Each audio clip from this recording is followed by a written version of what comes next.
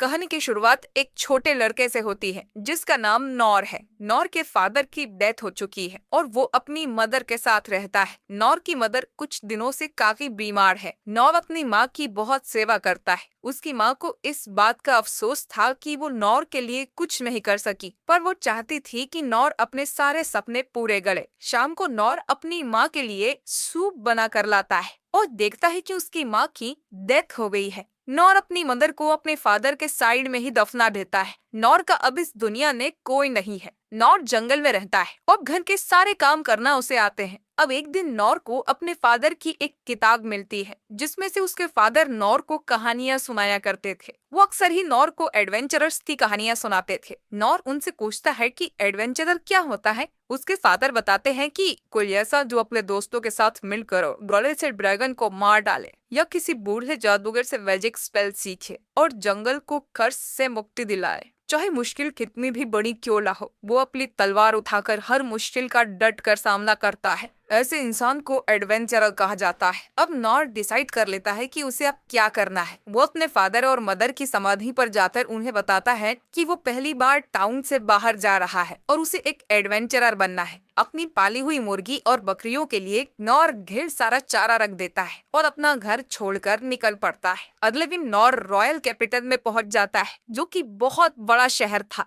नौर यहाँ के guild master के पास जाता है और उससे कहता है कि वो एक एडवेंचरर बनना चाहता है। मास्टर नौर से कहता है कि ये जगह बच्चों के लिए नहीं है, यहाँ से चले जाओ, तुम्हारे पेरेंट्स को तुम्हारी चिंता हो रही होगी। नौर उसे बताता है कि उसके माता पिता दोनों मर चुके हैं। ये सुन मास्टर को नौर पर तरस आ जाता है और वो नौर से कहता है कि एडवेंचरर बनने के लिए पहले उसे ट्रेनिंग स्कूल में जाना होगा जहाँ उसे ट्रेनिंग मिलेगी, क्योंकि एडवेंचरर बनने के लिए उसके पास कुछ स्किल्स होने चाहिए, जैसे जादू करना या तलवार चलाना। सबसे पहले नौर तलवारबाजी वाली क्लास में जाता है ताकि वो भी एक ही बार में बड़े बड़े ड्रैगन्स को मार सके। अब नौर तलवार चलाने की ट्रेनिंग शुरू कर देता है। बाकी लोगों की तलवार से आग और बिजली जैसी चीजें निकल रही थी, लेकिन नौर के साथ ऐसा कुछ नहीं होता। कुछ महीने बीत जाते हैं लेकिन नौर ने कोई भी स्किल नहीं सीखी थी। नौर का टीचर उसे अपने पास बुलाकर कहता है कि अब उसे अपनी ट्रेनिंग यहीं छोड़ देनी चाहिए। इतने महीने के बाद भी वो बस पैरिंग जैसी मामूली स्किल ही सीख पाया है। दोस्तों, किसी दुश्मन के अटैक को रोककर उसे खुद से दूर करने को पैरी कहा जाता है। टीचर चाहता था कि नौर अपने लिए कोई दूसरा रास्ता ढूंढे क्योंकि तलवारबाजी में उसका कोई टैलेंट नहीं है। इसके बाद नौर वॉरियर स्कूल में जाता है जिसमें हर हथियार से लड़ना सिखाया जाता है। यहाँ पर नौर को कई फिजिकल ट्रेनिंग करनी पड़ती है। कुछ महीनों बाद यहाँ का टीचर कहता है कि नौर का शरीर तो थोड़ा स्ट्रांग हो गया है लेकिन वो कोई और स्किल नहीं सीख पाया है, तो उसे यहाँ से चले जाना चाहिए। इसके बाद नौर हंटर स्कूल में जाता है पर वो धनुष को हाथ में लेते ही उसे तोड़ दे रहा था। इसके बाद नौर थीव्स स्कूल में जाता है लेकिन नौर खजाने के पास लगे किसी ट्रैप को डिसेबल नहीं कर पाता, तो थीफ बनना उसके बस का नहीं है। नौर फिर जादूगर स्कूल में जाता है लेकिन वहाँ भी कुछ महीने बाद नौर अपनी उंगली से मोमबत्ती जितनी आग ही जला पा रहा था। नौर फिर क्लैक क्रिक स्कूल में जाता है। यहाँ पर नौर हल्की चोटें तुरंत हील करना सीख जाता है, पर ये एक मामूली स्किल थी और नौर यहाँ से भी निराश होकर लौट जाता है। नौर वापस गिल्ड मास्टर के पास जाता है और उनसे बताता है कि उसने हर स्कूल में 3-3 महीने ट्रेनिंग की है लेकिन फिर भी वो कोई अच्छी स्किल नहीं सीख पाया, जिस कारण से मास्टर नौर को एडवेंचर की जॉब के लिए हायर नहीं कर सकता। ये सोचकर कि वो किसी चीज में अच्छा नहीं है, नौर वापस अपने घर लौट जाता है लेकिन वो हार नहीं मानता। वो ये सोचता है कि उसके अंदर कोई टैलेंट नहीं तो क्या हुआ, उसे जो चीज आती है वो उसी स्किल को लगातार ट्रेन करेगा। नौर को उसके तलवारबाजी वाले टीचर ने कहा था कि अगर वो एक ही स्किल की बार बार प्रैक्टिस करता है तो हो सकता है कि वो किसी नई स्किल को मास्टर कर ले। उस क्लास से नौर में पैरी करने की स्किल ही सीखी थी, तो वो एक लकड़ी की तलवार बनाता है और उससे दिन रात ट्रेनिंग करना शुरू कर देता है। करीब 1 साल ट्रेनिंग करने के बाद नौर एक ही बार में 10 तलवारों को पैरी कर पा रहा था। करीब 3 साल के बाद नौर एक बार में 100 तलवारों को पैरी कर लेता है लेकिन उसे कोई नई स्किल नहीं मिलती। इस तरह तो नौर का एडवेंचरर बनने का सपना सपना ही रह जाएगा, पर फिर भी नौर गिव अप नहीं करता। वो अकेला ट्रेनिंग करता ही रहता है और कड़ी ट्रेनिंग करते हुए उसे कुल 14 साल बीत जाते हैं। नौर अब बड़ा हो गया था और वो एक बार में 1000 तलवारों को पैरी कर पा रहा था, पर फिर भी उसे कोई नई स्किल नहीं मिलती। अब एक आखिरी ट्राई करने के लिए नौर फिर से गिल्ड मास्टर के पास जाता है और उनसे अपनी सारी स्किल्स बताता है, जो थी पैरी, फिजिकल इनहेंसमेंट, पत्थर फेंकना, फेदर स्टेप, लो हील और टाइनी फ्लेम। ये सब काफी मामूली स्किल्स थी। तो यहाँ की असिस्टेंट नॉर से कहती है कि उसे ट्रेनिंग स्कूल ज्वाइन करनी चाहिए, जिस पर नॉर कहता है कि वो पहले ही उन सब के पास जा चुका है। यह सुन असिस्टेंट कहती है कि फिर तो वो रजिस्टर नहीं कर सकता। तभी यहाँ पर गिल्ड मास्टर आ जाता है, जो कि शुरू में तो नॉर को पहचान भी नहीं पाता। नॉर मास्टर को बताता है कि कैसे वो 14 सालों से अकेले ही ट्रेनिंग कर रहा है, लेकिन वो सिर्फ अपनी पैरी स्किल को ही थोड़ा सुधार पाया है। अब मास्टर नॉर को बताता है कि एडवेंचरस अलग अलग रैंक के होते हैं, जिसमें एस रैंक सबसे ऊपर होता है और ई रैंक सबसे नीचे। ई रैंक का एडवेंचरर बनने के लिए भी तुम्हारे पास एक से ज्यादा यूजफुल स्किल होनी चाहिए, जो कि नॉर के पास नहीं है। नॉर अब ये सुन निराश हो जाता है और कहता है कि शायद अब उसे हार मान लेनी चाहिए। अब मास्टर को नॉर पर तरस आ जाता है और वो इसे कहता है कि ई रैंक से भी नीचे एक रैंक होती है, एफ रैंक, जिसके बारे में बहुत कम लोगों को पता है। लेकिन उस रैंक में नॉर किसी भी असली क्वेस्ट पर नहीं जा सकता। वो बस शहर के छोटे मोटे काम कर सकता है, जिसके बदले उसे थोड़े पैसे मिलेंगे। ये रैंक असल में भिखारियों के लिए बनाई गई थी, ताकि उन्हें थोड़ा रोजगार मिल सके, पर इसमें कोई एडवेंचर वाले काम नहीं मिलेंगे। नॉर कहता है कि उसे फर्क नहीं पड़ता, वो एफ रैंक के लिए तैयार है। मास्टर अब नॉर को एस रैंक के लिए रजिस्टर कर देता है और अपना लाइसेंस देख नॉर बहुत खुश हो जाता है। इसके बाद नॉर को छोटे मोटे काम मिलने लगते हैं, जैसे कि बोझा उठाना, जिसके लिए वो फिजिकल इनहेंसमेंट स्किल का यूज करता है। किसी की भागी हुई बिल्ली पकड़ना, जिसमें उसके मुंह पर खरोच के निशान भी आ जाते हैं, लेकिन नॉर ग्लो हिंस से उन्हें ठीक कर लेता है। नॉर अब रोज ऐसे ही काम करने लगता है। शाम को वो अपनी पैरी स्किल की प्रैक्टिस भी करता है। नॉर सोचता है कि एक एडवेंचरर बनकर लोगों की मदद करने का उसका सपना पूरा हो गया है। हालांकि नॉर बस लोगों के लिए मजबूरी कर रहा था, लेकिन वो इसमें भी काफी संतुष्ट था और उसे इससे ज्यादा और कुछ नहीं चाहिए था। अगले दिन नॉर एक आंटी के यहाँ उसकी गली की नाली साफ करने जाता है और फिर एक कंस्ट्रक्शन साइट पर काम करता है। इसके पास में ही एक बड़ी सी गुफा थी, जिसके अंदर से नॉर को एक लड़की की आवाज सुनाई देती है, जो मदद के लिए चिल्ला रही थी। नॉर जल्दी से भागकर गुफा के अंदर जाता है और देखता है कि एक लड़की किसी तरह के स्पेल में बंधी हुई थी और दिखने में ये कोई राजकुमारी लग रही थी। इनके सामने एक बड़ा सा मॉन्स्टर खड़ा था, जिसे मिनोटॉर कहा जाता है। ये पौराणिक कथाओं का एक दानव है, जिसका सिर सांड का और शरीर इंसानों जैसा होता है। लेकिन नॉर को इन सब के बारे में कुछ नहीं पता है और उसे लगता है कि ये एक बड़ी सी काऊ है। ये मॉन्स्टर अब उस राजकुमारी की तरफ बढ़ने लगता है। राजकुमारी के गार्ड्स उसकी रक्षा करने की कोशिश कर रहे थे, लेकिन वो मॉन्स्टर अपनी बड़ी सी कुल्हाड़ी से एक एक करके सभी गार्ड्स को मारने लगता है। सभी गार्ड्स को मारने के बाद वो मॉन्स्टर राजकुमारी की तरफ बढ़ता है, तो नॉर गार्ड की तलवार उठाकर मॉन्स्टर की आंख पर पत्थर मारता है। मॉन्स्टर अब नॉर पर अटैक करने आता है और उसके अंदर अपने सींग घुसाने लगता है, पर नॉर उसे तलवार से पैरी कर साइड में फेंक देता है। इसके बाद वो मॉन्स्टर कुल्हाड़ी से अटैक करता है, लेकिन नॉर उसके सारे अटैक्स को पैरी करता जा रहा था। अब नॉर को बचना तो आता है, लेकिन उसके पास कोई भी अटैक स्किल्स नहीं थे। मॉन्स्टर फिर से राजकुमारी को मारने दौड़ता है, तो नॉर फेदर स्टेप से तुरंत उसके पास पहुंच जाता है और इस अटैक को भी पैरी कर देता है, लेकिन अब तक उसकी तलवार टूट जाती है। नॉर मन में सोचता है कि भले ही वो एक एडवेंचरर हीरो नहीं बन सका, लेकिन वो इस डरी हुई लड़की को जरूर प्रोटेक्ट करेगा। नॉर अब टूटी तलवार से ही मॉन्स्टर के अटैक को पैरी करता है। इससे मॉन्स्टर की कुल्हाड़ी उसके हाथ से छूट जाती है और उसी की गर्दन काट देती है। मॉन्स्टर के बल पे ही राजकुमारी आजाद हो जाती है। वहीं नॉर सोचता है कि आज तो बाल बाल बच गए। वो सोचता है कि एक मामूली काऊ को मारने में मुझे इतनी मुश्किल हुई, तो मैं दुनिया घूमने वाला एडवेंचरर क्या खाक बन पाऊंगा। वो लड़की अब उसकी जान बचाने के लिए नॉर का शुक्रिया अदा करती है और उसका नाम पूछती है, लेकिन नॉर अपना नाम बताए बिना ही यहाँ से चला जाता है। इस राजकुमारी का नाम लीन था। ओम से ढूंढते हुए यहाँ और भी गार्ड्स आ जाते हैं। वहीं इधर नॉर सोच रहा था कि मुझे लगा नहीं था कि एक काऊ इतनी खतरनाक हो सकती है। मुझे और ज्यादा ट्रेनिंग करने की जरूरत है। इसके बाद लिन को लेने उसके बाकी गार्ड्स आ जाते हैं। उस मॉन्स्टर की लाश को भी अच्छे से एग्जामिन किया जा रहा था और लिन को प्रोटेक्ट करने में जिन गार्ड्स ने अपनी जान दवाई है,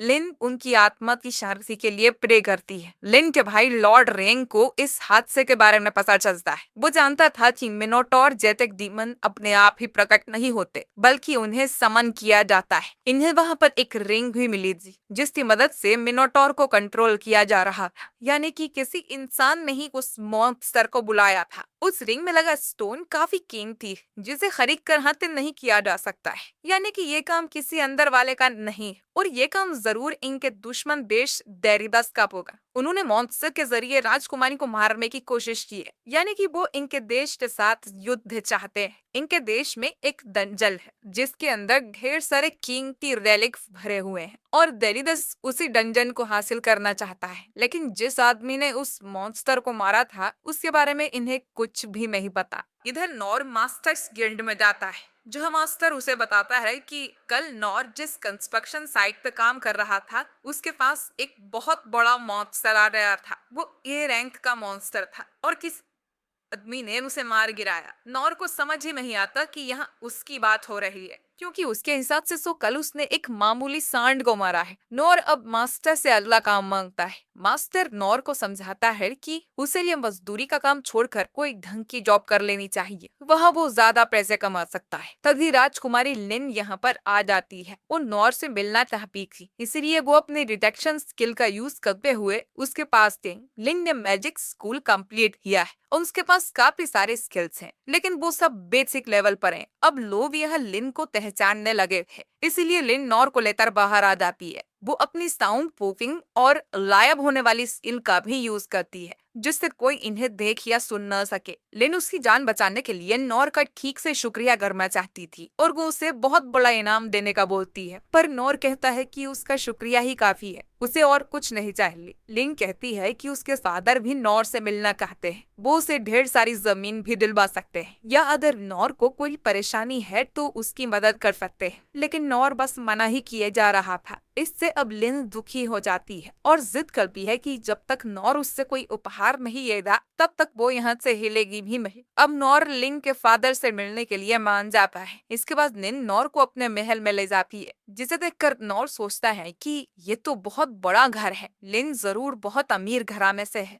इन दोनों को इनस नाम की लड़की मिलती है जो कि असल में लिन की बॉडी गार्ड है, पर नॉर को लगता है कि ये इस घर की नौकरानी होगी। लिन उसे बताती है कि नॉर में ही उसकी जान बचाएगी और इनस दोनों को राधा के पास ले जाने लगती है। रास्ते में इन्हें गिलबर्ट नाम का आदमी मिलता है जो नॉर को देखते ही पहचान जाता है कि इसी ने उस मॉन्स्टर को मारा होगा। इनस गिलबर्ट को उनके साथ चलने वो कहती है क्योंकि उसे नॉर पर भरोसा नहीं था। इधर राधा क्लेस अपने बेटे जेंग के साथ ब्रीफिंग कर रहा था कि कैसे दुश्मन देश डेरिदास शांति समझौता करने को तैयार नहीं है, उन्हें डंजन पर पूरा हक चाहिए, बदले में वो क्लेस को अपनी मिलिट्री पावर लोन की तरह दे सकते हैं। राजा क्लेस ने ये ऑफर ठुकरा दिया था और डेरिदास किंग ने कहा था कि वो इसका बदला जरूर लेता है। तभी यहाँ लिन और बाकी लोग आ जाते हैं। जेन लिन पर गुस्सा करता है कि वो अकेले बाहर क्यों गई थी, पर लिन कहती है कि उसे अपनी जान बचाने वाले इंसान को ढूंढना और नॉर ही वो इंसान है। ये सुन राजा नॉर के पास आता है और उससे हाथ मिलाकर उसका शुक्रिया करता है। नॉर कहता है कि वो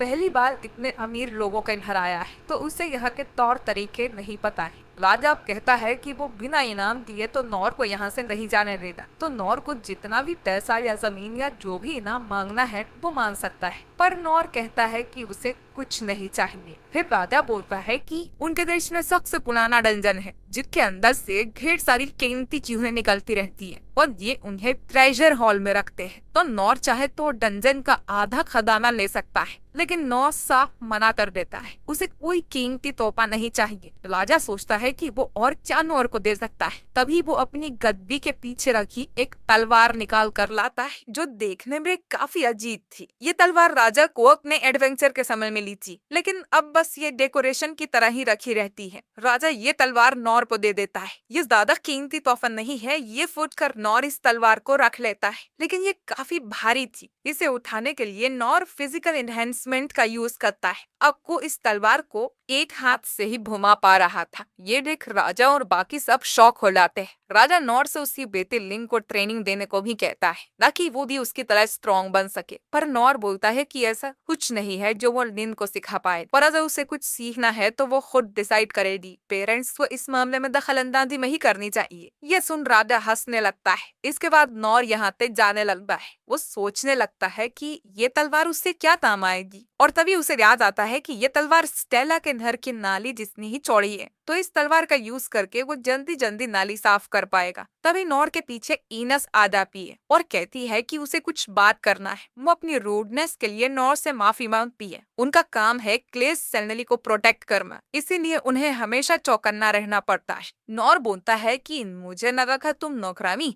टीनस बताती है कि वो क्लेस फैमिली की मिलिट्री की वाइस कैप्टन है और उसे द डिवाइन शील्ड भी कहा जाता है, और उसका काम है अपनी जान देकर भी लेडी लिन की रक्षा करना। और क्योंकि नॉर ने लिन की जान बचाई थी, तो उसने एक तरह से इनस की भी जान बचाई है। उस दिन इनस किसी काम से बाहर गई हुई थी, इसीलिए वो लेडी लिन के साथ नहीं थी। खैर, इनस कहती है कि अगर नॉर को किसी तरह की कोई मदद चाहिए हो तो वो उसे बता सकता है। नॉर कहता है कि वो जरूर बताएगा। अब आखिर में इनस नॉर को डांट लगाती है कि वो राजा से ऐसे बात नहीं कर सकता जैसे वो कोई आम आदमी हो, और अगली बार उसे राजा के सामने तभी से पेश आना होगा। इसके बाद इनस नॉर से उसका नाम पूछती है, और जब नॉर उसे अपना नाम बताता है तो अचानक ही इनस को कुछ होता है, और वो नॉर से कुछ नहीं कहती और चली जाती है। अब नॉर घर जाने के ये मूला ही था कि गिलबर्ट उसके सामने आ जाता है। वो देखना चाहता था कि नॉर में कितनी ताकत है, इसलिए वो उसे एक फाइट के लिए चैलेंज करता है और वो नॉर को एक ट्रेनिंग रूम में लेकर जाता है। गिलबर्ट चाहता था कि नॉर उसके साथ एक एक प्रैक्टिस फाइट करे। वहीं नॉर ने एक ट्रेनिंग स्कूल के बाद कभी किसी दूसरे के साथ प्रैक्टिस नहीं की थी। अब नॉर एक लकड़ी की तलवार उठा लेता है और फाइट के लिए रेडी हो जाता है। नॉर सोच रहा था कि गिलबर्ट उससे ज्यादा अच्छा फाइटर होगा, तो उससे फाइट करके नॉर को भी बहुत कुछ सीखने को मिलेगा। वहीं आसपास के लोग नॉर को देख बोलते हैं कि आखिर ये कौन है जो कैप्टन गिलबर्ट से लड़ने आया है। इसके बाद गिलबर्ट अपने भाले से नॉर पर अटैक कर देता है। वो लगातार उस पर हमले किए जा रहा था, लेकिन नॉर आराम से उसके सारे अटैक्स डॉज कर रहा था। वो मन में गिलबर्ट की तारीफ करता है कि इसके मूवमेंट्स तो काफी अच्छे हैं, इसने जरूर कड़ी ट्रेनिंग की होगी। लेकिन नॉर के लिए ये अटैक बहुत स्लो है। शायद वो नॉर के सामने अपनी पूरी पावर नहीं दिखाना चाहता। अब नॉर गिलबर्ट से कहता है कि उसे खुद को रोकने की जरूरत नहीं है और वो अपनी पूरी स्पीड से अटैक कर सकता है। अब गिलबर्ट और भी ज्यादा स्पीड से नॉर पर अटैक करने लगता है, लेकिन फिर भी नॉर उसके अटैक्स को डॉज कर रहा था। नॉर के पास कई मौके थे गिलबर्ट पर पलटवार करने के, लेकिन वो ऐसा नहीं करता। गिलबर्ट सोचता है कि आखिर वो नॉर को छू क्यों नहीं पा रहा, और नॉर को देख के लगता नहीं कि वो इस फाइट को सीरियसली ले रहा है। नॉर फिर से गिलबर्ट से कहता है कि तुम अपनी स्पीड बढ़ा सकते हो, मैं हैंडल कर लूंगा,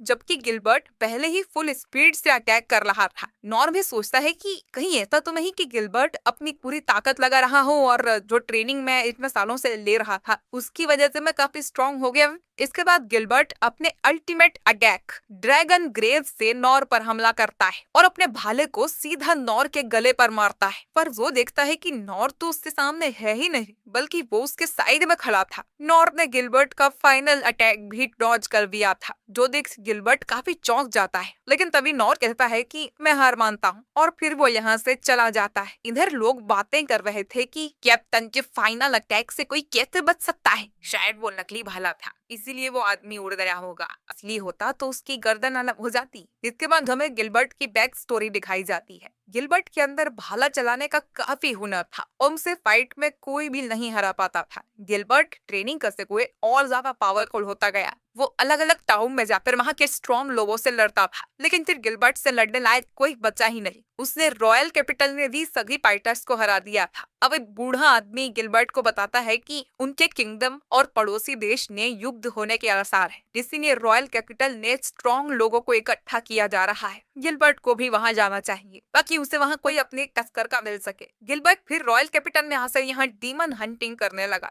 आर्मी ने उससे लड़ने लायक कोई नहीं था जो कि उसे सच में टक्कर दे सके। उसने बड़े बड़े मॉन्स्टर्स को भी आराम से मार दिया और उसे काफी बोरियत होती थी। एक दिन सोर्ड स्कूल का मास्टर सिग गिलबर्ट के पास आता है जिसे सोर्ड सोवरेन का टाइटल मिला हुआ है। गिलबर्ट को भी लोगों ने स्पीयर सोवरेन का टाइटल दिया हुआ था, पर गिलबर्ट को ये सब फालतू की बातें लगती है। सिन उससे कहता है कि वो ईनस से क्यों नहीं लड़ता, जिस पर गिलबर्ट बोलता है कि ईनस थोड़ी अलग तरह से स्ट्रॉन्ग है, लेकिन फिर भी अगर राउंड में एक सिंपल बैटल हो तो गिलबर्ट ही जीतेगा। अगर सिक्के जैसे और भी स्ट्रॉन्ग लोग होते तो गिलबर्ट को काफी मजा आता। गिलबर्ट अब सिक से कहता है कि आप भी बोर हो जाते होंगे नहीं, दिन भर सोल्जर्स और एडवेंचरर्स को ट्रेनिंग देते हुए, जो कि आपकी छोटी उंगली के जितने भी पावरफुल नहीं है। सिक कहता है कि उसकी ड्यूटी है रॉयल कैपिटन को प्रोटेक्ट करना, वो चाहे कितना भी स्ट्रॉन्ग क्यों ना हो। अकेला एक युद्ध नहीं जीत सकता है, एक दिन कोई तो आएगा जो मुझसे भी ज्यादा ताकतवर होगा। गिलबर्ट कहता है कि काश वो दिन जल्दी आए। जब गिलबर्ट को पता चला कि एक अकेले आदमी ने मिनोटॉर को मार दिया है, तभी से वो नॉर से मिलना चाहता,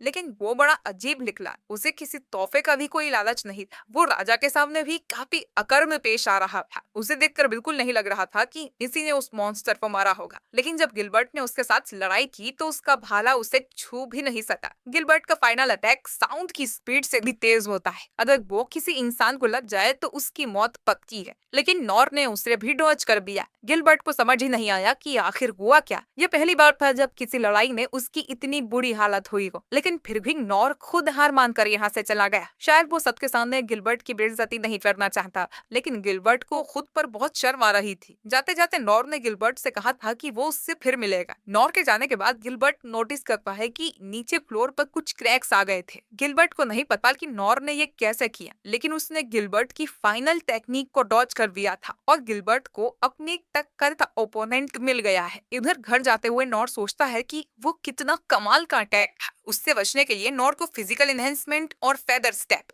दोनों का यूज करना पड़ गया और उसी से जमीन पर वो गड्ढे बने थे। अगर उसने जरा भी देर की होती तो आज उसका गेम बच जाता। इससे नॉर को एक बात पता चल गई कि वो अब भी काफी कमजोर है और उसे और ज्यादा ताकतवर होने की जरूरत है।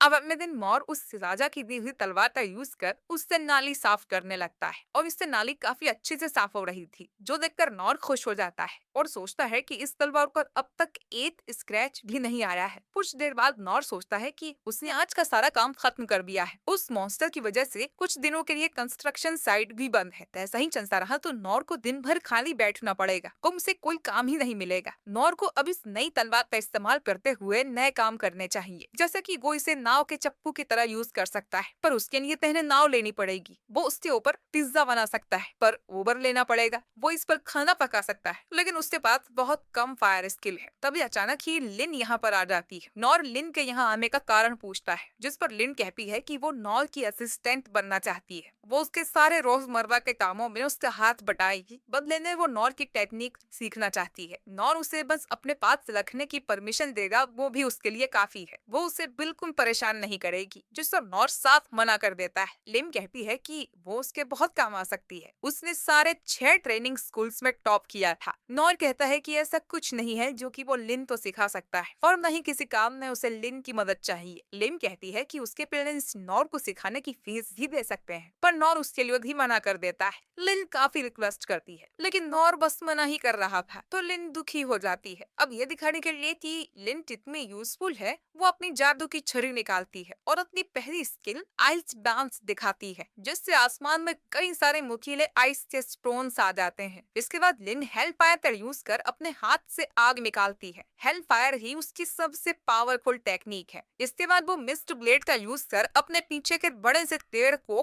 काट देती है और फिर डिवाइन स्लैश से वो एक पेड़ के ऊपर बिजली भी गिरा देती है। ये सारी स्किल्स देखकर नॉर हैरान हो जाता है, लेकिन फिर भी वो लिन को अपनी असिस्टेंट बनाने से मना कर देता है, क्योंकि उसका मानना था कि वो लिन को कुछ सिखाने के लायक ही नहीं है। उसके मुकाबले तो लिन की टेक्निक कहीं ज्यादा पावरफुल है। लिन फिर बार बार जिद करने लगती है। अब नॉर सोचता है कि उसे असलियत दिखा देनी चाहिए। जो लिन के मुकाबले उसकी स्किल्स कितनी कमजोर है। नॉर अब उसे अपनी टाइनी फ्लेम दिखाता है और लिंग वापस जाने लगती है। सभी स्कूल के मास्टर्स एक लड़के की कहानियां सुनाया करते थे जिसने कोई भी टैलेंट नहीं है, लेकिन सभी को वो कहानियां झूठ लगती थी, जो मास्टर्स ने उन्हें डराने के लिए बनाई होंगी, क्योंकि ऐसा कोई हो ही नहीं सकता जिसने 12 साल की उम्र में ही सभी ट्रेनिंग स्कूल कंप्लीट किए हों, क्योंकि ये बहुत ज्यादा मुश्किल कोर्स होते हैं। लेकिन वो लड़का यानी कि नॉर सच में है। मैजिक स्कूल के मास्टर ओकेन ने लिन को एक बार बताया कि वो अपनी उंगली से एक फायर बॉल बना सकते हैं और उसे बड़ा भी कर सकते हैं। फायर बॉल को बड़ा करने के लिए काफी सालों की ट्रेनिंग करनी पड़ती है। लिन भी टाइनी फ्लेम को बड़ा नहीं कर सकती, इसीलिए वो नॉर की टाइनी फ्लेम देखकर हैरान रह गई थी, क्योंकि वो उसके मास्टर की फायर बॉल से भी कई गुना बड़ी थी। अब नॉर को तो लग रहा था कि उसकी टाइनी फ्लेम एक बेसिक स्किल है, पर लिन समझती है कि नॉर उसे ले दिखाना चाहता है कि उसकी सारी स्किल्स ऐसी ही एक्स्ट्रा ऑर्डिनरी है और लिम की स्किल्स तो उसके सामने कुछ नहीं है। कितना पावरफुल होने के बाद भी नॉर लोगों की हेल्प करता है, यानी कि वो सिर्फ शरीर से नहीं बल्कि दिमाग से भी काफी स्ट्रॉन्ग है। आगे चलकर लिंग को भी अपना किंगडम संभालना पड़ेगा, इसलिए वो भी नॉर की तरह स्ट्रॉन्ग होना चाहती है। वो फिर से नॉर के पास जाती है और उससे कहती है कि अब से नॉर उसका मास्टर है और लिंग उसकी स्टूडेंट।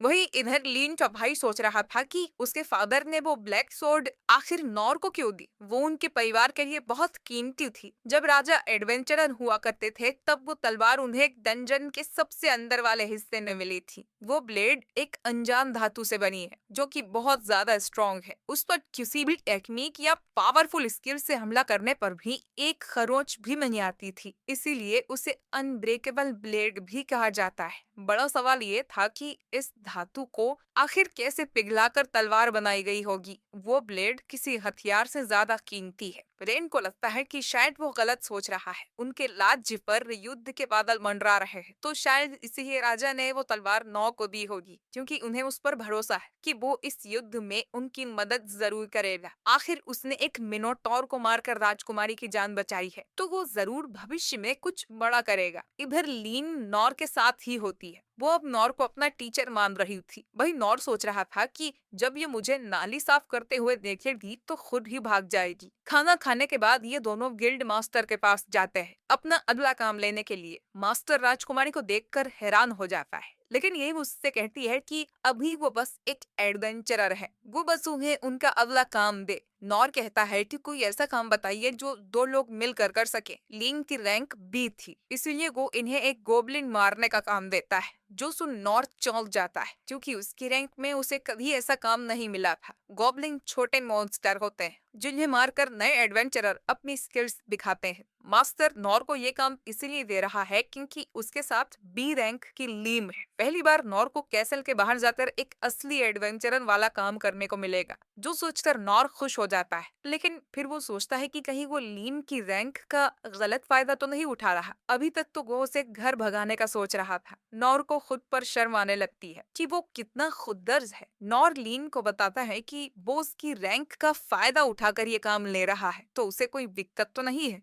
जिस पर लीन कहती है कि वो अपने टीचर के लिए कुछ भी कर सकती है और उसे खुशी होगी। ये सुन अब नॉर चैन की सांस लेता है और तलवार उठाकर अपने एडवेंचरर बनने के सपने की तरफ चल पड़ता है। मास्टर नॉर को चिल्लाकर बुलाता है कि अबे पूरी बात तो सुनकर जा। मास्टर दोनों को बताते हैं कि उन्हें जंगल के कौन से एरिया में जाना है जहाँ उन्हें गॉब्लिन मिलेंगे। इस जंगल को फॉरेस्ट ऑफ बीस्ट भी कहा जाता है। गॉब्लिन को मारने के बाद इन्हें उसका दाहिना कान काट कर लाना होगा, जो कि इनके हंट का प्रूफ होगा, और उसके बाद ही इन्हें पेमेंट मिलेगी। वैसे आजकल गॉब्लिन्स की संख्या बहुत कम हो गई है, तो अगर इन्हें कोई भी गॉब्लिन नहीं मिले तो कुछ जड़ी बूटी लेकर वापस लौट आना। सारी बात समझकर दोनों राजधानी से बाहर निकल पड़ते हैं। ये दोनों उस जंगल में जाते हैं और नॉर देखता है कि यहाँ के पेड़ कुछ ज्यादा ही बड़े और अलग है। लीम उसे बताती है कि यहाँ की इकोलॉजी बाकी जगह से थोड़ी अलग है। नॉर अब लीम से पूछता है कि आखिर ये गॉब्लिन्स किस तरह के प्राणी होते हैं। लीम बताती है कि ज्यादातर वो छोटे जानवरों को खाकर या पेड़ों से फल खाकर पेट भरते हैं, लेकिन वो कभी कभी इंसानों पर भी हमला कर देते हैं। अगर उन्हें ऐसे ही छोड़ दिया गया तो उनकी जनसंख्या इतनी ज्यादा बढ़ जाएगी कि उन्हें खाने की कमी हो जाएगी और फिर वो इंसानों पर हमला कर देंगे। इसीलिए एडवेंचरस अक्सर ही गॉब्लिन्स का शिकार करते हैं ताकि उनकी पॉपुलेशन कंट्रोल में रहे। उन्हें मारकर पूरी तरह से खत्म कर देना भी ठीक नहीं है, क्योंकि इससे प्रकृति का बैलेंस बिगड़ सकता है। इस जंगल को नए एडवेंचरर्स ट्रेनिंग ग्राउंड की तरह यूज करते हैं, क्योंकि यहाँ उनकी अच्छी इनकम भी हो जाती है और ज्यादा खतरा भी नहीं रहता। नॉर ये सब सुनकर सोचता है कि लीन के पास ना सिर्फ स्किल्स है बल्कि ढेर सारी नॉलेज भी है। मैं इसे क्या ही सिखा पाऊंगा। ये लोग काफी देर तक जंगल में चलते हैं, लेकिन इन्हें कोई गॉब्लिन नहीं मिलता। बीइंग गॉब्लिन को ढूंढने के लिए अपनी स्किल का भी यूज करती है, पर उसे कोई भी निशान नहीं मिल रहा था। शायद गॉब्लिन्स की जनसंख्या कम होने वाली बात सही है, क्योंकि अब तक तो इन्हें कोई गॉब्लिन मिल जाना चाहिए था। ये लोग अब जंगल में और अंदर जाने लगते हैं और यह लीन को किसी मॉन्स्टर के होने का एहसास होता है, पर इन्हें वहाँ कोई भी मॉन्स्टर दिखाई नहीं दे रहा था। तभी इन दोनों के सामने एक गॉब्लिन की लाश आकर गिरती है। लीन अपने अनकवर मैजिक का यूज करती है, जिससे इन्हें अपने सामने एक बड़ा सा मॉन्स्टर दिखाई देता है। नॉर सोचता है कि क्या यह गॉब्लिन है? ये तो मैंने जैसा सोचा था उससे कहीं ज्यादा बड़ा है। नए एडवेंचरर्स इस विशालकाय दानव से कैसे लड़ते होंगे? वो देखता है कि लीन भी इस गॉब्लिन को देखकर डर गई थी। भले ही उसके पास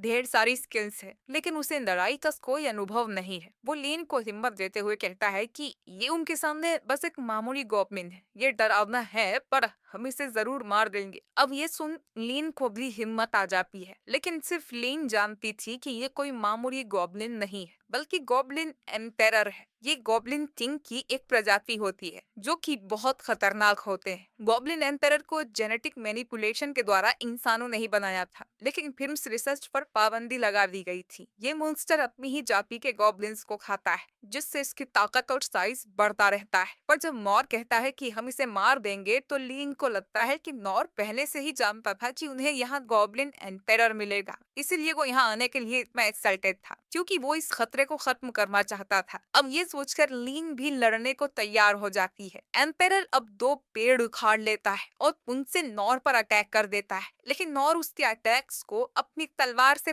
पैरी कर देता है। इसके बाद लीन अपने मैजिक से उस पर हमला करती है, पर उससे अटैक से गॉब्लिन को कुछ नहीं होता। वो लीन पर एक पेड़ फेंक कर मारता है, लेकिन नॉर सामने आकर उसे पैरी कर देता है। अब गॉब्लिन पेड़ उखाड़ उखाड़ कर उन्हें नॉर की तरफ फेंकते ही जाता है और नॉर उन्हें पैरी कर देता है, लेकिन वो थक गया था। वही लीन देखती है कि गॉब्लिन की चोटें बहुत जल्दी जल्दी भर रही थी। ये कोई आम बात नहीं थी। फिर लीन उसके सर पर लगी मणि को देखती है और नॉर को बताती है कि उन्हें इस गॉब्लिन को हराने के लिए पहले उसके सिर पे लगी मणि को निकालना होगा। गॉब्लिन अब ढेर सारे पेड़ एक साथ इनकी तरफ फेंकता है। नॉर इन सबको ब्लॉक नहीं कर पाएगा। तब लीन अपनी विंड ब्लास्ट स्किल का यूज करती है और उन पेड़ों को अपने से दूर उड़ा देती है। कुछ पेड़ गॉब्लिन को भी जाकर लगते हैं, लेकिन मणि की पावर से उसके घाव तुरंत ही भर जाते हैं। इस तरह तो दोनों की ताकत और मैजिक खत्म हो जाएगा। अब नॉर को एक आइडिया आता है और वो लीन से कहता है कि वो अपने विंड ब्लास्ट अटैक से नॉर को उस गॉब्लिन की तरफ उड़ा दे। लीन बोलती है कि वो अटैक काफी खतरनाक है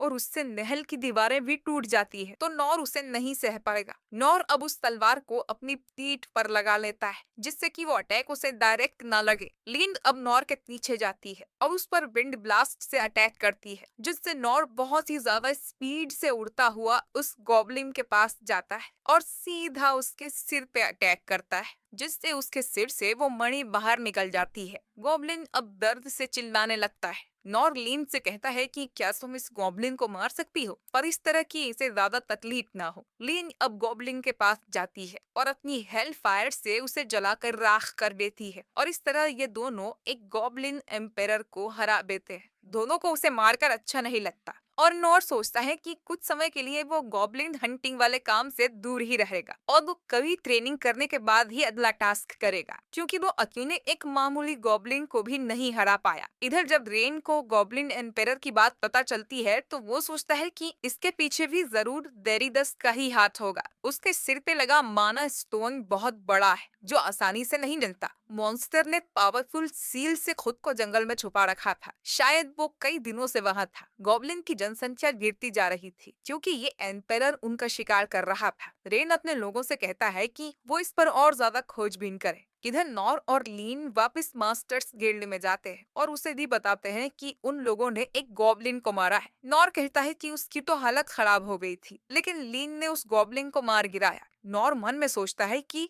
आज उसने पहला एडवेंचर वाला काम किया है, तो उसे सेलिब्रेट करना चाहिए। बाकियों के लिए ये आम बात होगी, पर उसके लिए मेरी। मास्टर नॉर का मजाक उड़ाते हुए कहता है कि तुमने जरूर बस साइड में खड़े होकर सब देखा होगा। नॉर कहता है कि हाँ, ज्यादातर काम लीन नहीं किया था। लीन नहीं होती तो पता नहीं वो क्या करता। लीन को समझ नहीं आता कि नॉर क्या कह रहा है। मास्टर बोलता है कि चलो, तुम्हें कुछ सीखने तो मिला होगा। नॉर कहता है कि बिल्कुल, मुझे लगा नहीं था कि गॉब्लिन इस तरह के होते हैं, और उसके सिर पे लगे लाल पत्थर के बारे में भी मुझे कुछ नहीं पता था। मास्टर कहता है कि कौन सा पत्थर? तुमने किसी गॉब्लिन को ही मारा है ना? नॉर कहता है कि हाँ, वो एक गॉब्लिन ही था। और लीन भी कहती है कि जी हाँ, जो आपने कहा वही सच है। अब मास्टर इनसे गॉब्लिन का कान मांगता है, जो कि इन्हें सबूत के तौर पर लाना था, तभी इन्हें पेमेंट मिलेगी। ये सुन लीन और नॉर एक दूसरे की तरफ देखते हैं और फिर मास्टर से कहते हैं कि उन्होंने तो उस गॉब्लिन को जला के राख कर दिया। इधर राजकुमार रेन को शहर में होने वाली कुछ अजीबो-गरीब घटनाओं के बारे में पता चलता है, जिससे उसका शक यकीन में बदल जाता है कि दुश्मन पहले ही उसके राज्य के अंदर घुस आया है और उस गॉब्लिन एंटेरल के जैसे और भी मॉन्स्टर्स पहले से ही उनके राज्य में छुपे हुए हैं। अब रेन तुरंत 6 सॉवरेन्स की इमरजेंसी मीटिंग बुलवाता है। रेन को यकीन नहीं होता कि उसका दुश्मन देश इस हद तक गिर जाएगा।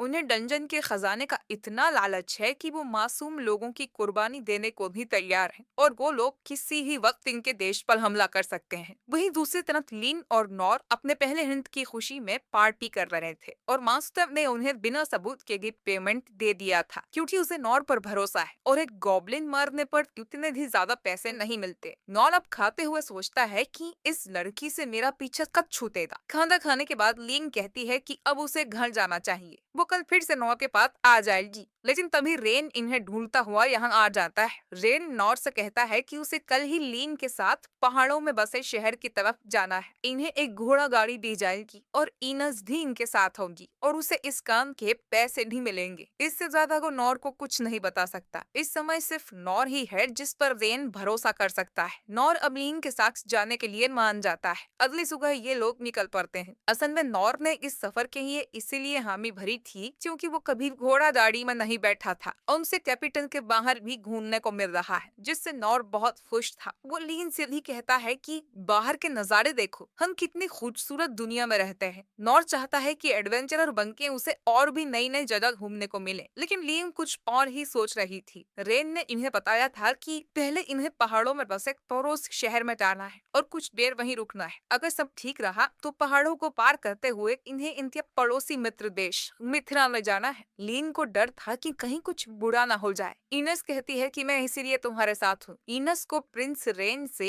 एक अलग ऑर्डर मिला हुआ है। रेन ने बताया था कि जल्द ही उनके राज्य पर हमला होने वाला है। अगर इसमें राजधानी तबाह हो जाती है तो इनस का काम होगा लीन और नॉर को लेकर पड़ोसी मित्र देश में भाग जाना। इनस पूछती है कि क्या राजकुमारी को इस हमले के बारे में पता है, जिस पर रेन कहता है कि अगर उसे पता चल गया तो वो कभी नहीं जाएगी। इनस भी मुसीबत के समय राज्य छोड़कर भागना नहीं चाहती थी, लेकिन रेन उससे कहता है कि उसका काम सिर्फ ईन को सुरक्षित रखना है और उसे इनस पर पूरा भरोसा है। अब घोड़ों को पानी पिलाने के लिए ये लोग एक जगह रुक जाते हैं और इनस नॉर से माफी मांगती है कि वो फालतू में इस झमेले में पड़ गया, पर नॉर कहता है कि अरे, हम तो घूमने निकले हैं, इसमें क्या झमेला। और इस पूरे सफर के दौरान इनस बहुत टेंशन में लग रही थी। इनस कहती है कि डरने की बात नहीं है, तुम्हें प्रोटेक्ट करना भी मेरी जिम्मेदारी है। जो सुन नॉर कहता है कि मुझे किसी बात का डर नहीं है, मैं खुद की रक्षा कर सकता हूँ और जरूरत पड़ी तो मैं तुरंत यहाँ से भाग जाऊंगा। इनस कहती है कि उसकी जरूरत नहीं पड़ेगी क्योंकि मेरे पास एक शील्ड है। नॉर कहता है कि मुझे तो तुम्हारे हाथ में कुछ नहीं दिख रहा। अब इनस एक जादुई मंत्र बोलती है और उसके हाथ में एक शील्ड आ जाती है, जिसे देखकर नॉर चौंक जाता है। इनस कहती है कि अगर खतरा दिखे तो इस शील्ड के पीछे छुप जाना।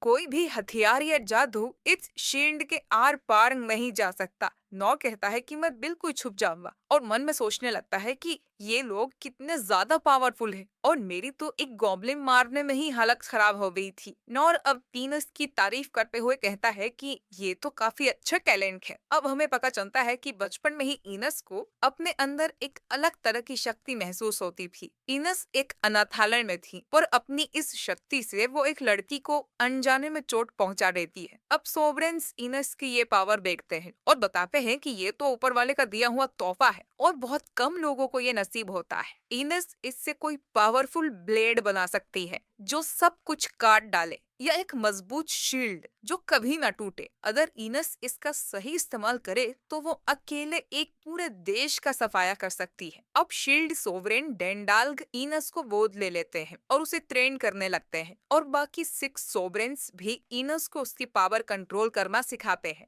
लेकिन इनस को हमेशा डर लगता था कि वो गलती से अपने पास वालों को घायल ना कर दे, इसीलिए वो लोगों से दूरी बनाने लगी और बिल्कुल अकेली हो गई। उसने सोचा तो यही था, लेकिन उस दिन जब वो नॉर से मिली तो हैरान रह गई, क्योंकि उसने नॉर के बारे में पहले ही सुना था। उसके फोस्टर फादर अक्सर ही नॉर का नाम लिया करते थे और उसकी तारीफ करते थे और उनकी नजरों में नाम कमाना बहुत बड़ी बात है। अब इनस को नॉर से जलन होती थी, जबकि वो उससे कभी मिली तक नहीं है। और जब से नॉर इनस के सामने आया है तब से तो उसे और भी बुरा फील हो रहा है, लेकिन वो बस अपने काम पर फोकस करने का सोचती है। अब नॉर देखता है कि गेहूं के खेत में किसी तरह का रास्ता बना हुआ था, जैसे कोई बड़ी सी चीज उसमें चल रही हो। अचानक ही वो खेत में कुछ हिलते हुए भी देखता है, यानी कि यहाँ जरूर एक गायब मॉन्स्टर है। लिम तुरंत ही अपने अनकवर मैजिक से उस मॉन्स्टर को सामने लाती है, जो कि एक बड़े से मेंढक जैसा दिख रहा था। इधर राजधानी में भी मॉन्स्टर्स ने अटैक करना शुरू कर दिया था। सेनापति राजा को जाकर बताता है कि अचानक ही ढेर सारे मॉन्स्टर्स उनकी राजधानी में प्रकट हो गए हैं। सेना उनसे लड़ रही है, लेकिन इनके पास सोल्जर्स की कमी है। रेन बोलता है कि जल्दी से आम लोगों को यहाँ से निकाला जाए।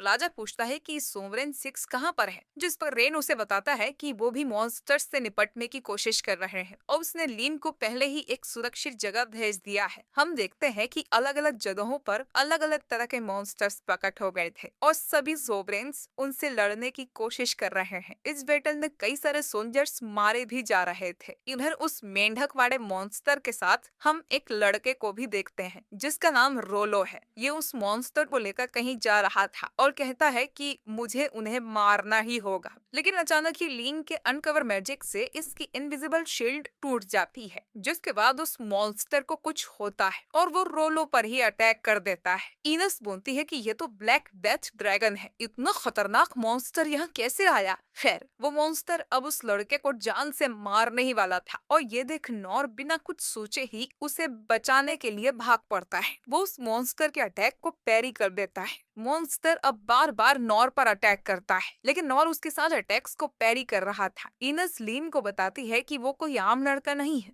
जो खेतों में घूम रहा था, बल्कि वो उस मॉन्स्टर के साथ है, यानी कि वो लड़का एक डीमन जाति का है। लीन को रेन ने बताया था कि डीमंस दिखने में बिल्कुल इंसानों जैसे दिखते हैं, लेकिन उनके अंदर एक स्पेशल पावर होती है जिससे वो किसी मॉन्स्टर के साथ मेंटल बॉन्ड बना लेते हैं और फिर वो उस मॉन्स्टर को अपने इशारों पर नचा सकते हैं। डीमन हमेशा इंसानों के दुश्मन ही रहे हैं। करीब 200 साल पहले डीमंस ने मिथिला देश को लगभग खत्म ही कर दिया था। उसके बाद से इंसान डीमंस का शिकार करने लगे और इन्हें लगता था कि ये प्रजाति पूरी तरह से खत्म हो गई है, लेकिन कुछ डीमंस अभी तक भी जिंदा हैं और उनके अंदर इंसानों के लिए बहुत नफरत भरी होगी है। इनस बताती है कि ये मॉन्स्टर अकेले रहना पसंद करते हैं और इंसानी इलाकों में तो कभी नहीं जाते, यानी कि वो लड़का एक डीमन है जो कि इस मॉन्स्टर को कंट्रोल करके यहाँ राजधानी में लेकर आया है। लीन के अनकवर मैजिक से उस लड़के को शौक लगा होगा, जिससे उसका मॉन्स्टर से मेंटल बॉन्ड टूट गया और इसीलिए उस मॉन्स्टर ने उस लड़के पर ही अटैक कर दिया। इनस को यकीन नहीं होता कि नॉर एक डीमन की जान बचाने कूद पड़ा। वो कितना मूर्ख है। वही इधर नॉर तो इस ड्रैगन को एक बड़ा मेंढक समझ रहा था। वो सोचता है कि ये मेंढक ज्यादा पावरफुल नहीं है और काफी धीरे मूव करता है। वो गोब्लिन इससे कहीं ज्यादा खतरनाक था।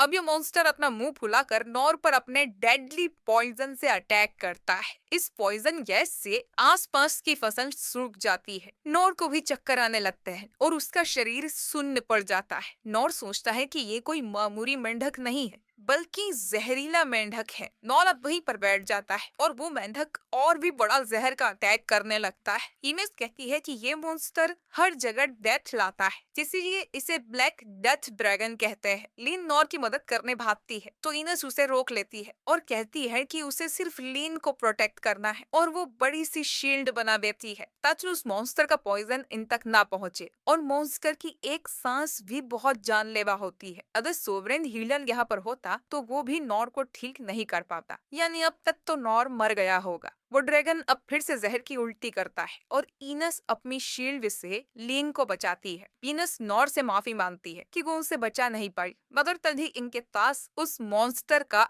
एक नाखून उड़ता हुआ आता है और ये देखती है कि नॉर अब भी जिंदा है और उस मॉन्स्टर से लड़ रहा है। नॉर की हालत खराब हो गई थी पर वो हार नहीं मानता। इनेस समझ जाती है कि शायद इसीलिए उसके फादर नॉर की बातें किया करते थे। वो कोई मूर्ख नहीं है, बल्कि वो किसी को भी बचाने के लिए अपनी जान भी कुर्बान करने को तैयार है। वो एक सच्चा शील्ड है और इनस को उससे कुछ सीखना चाहिए। मेंढक फिर से नॉर पर जहर की उल्टी करता है और इस अटैक को नॉर सह नहीं पाता और जमीन पर गिर जाता है। नॉर की हालत बहुत खराब थी, लेकिन फिर भी वो कहता है कि मैं इसे संभाल लूंगा। हम कुछ बीमन जाति के बच्चों को देखते हैं जिन्हें जेल में कैद किया हुआ था। रोलो भी इनमें से एक था। इन बच्चों को शापित बच्चे कहा जाता है, जो कि इनके अंदर मॉन्स्टर्स को कंट्रोल करने की शक्ति होती है। खाने को इन्हें सला दला ही मिलता था। रोलो ने सुना था कि काफी समय पहले ये बस पालतू जानवरों को ही कंट्रोल कर पाते थे, लेकिन फिर किसी ने एक मॉन्स्टर को कंट्रोल करके उससे युद्ध छेड़ दिया,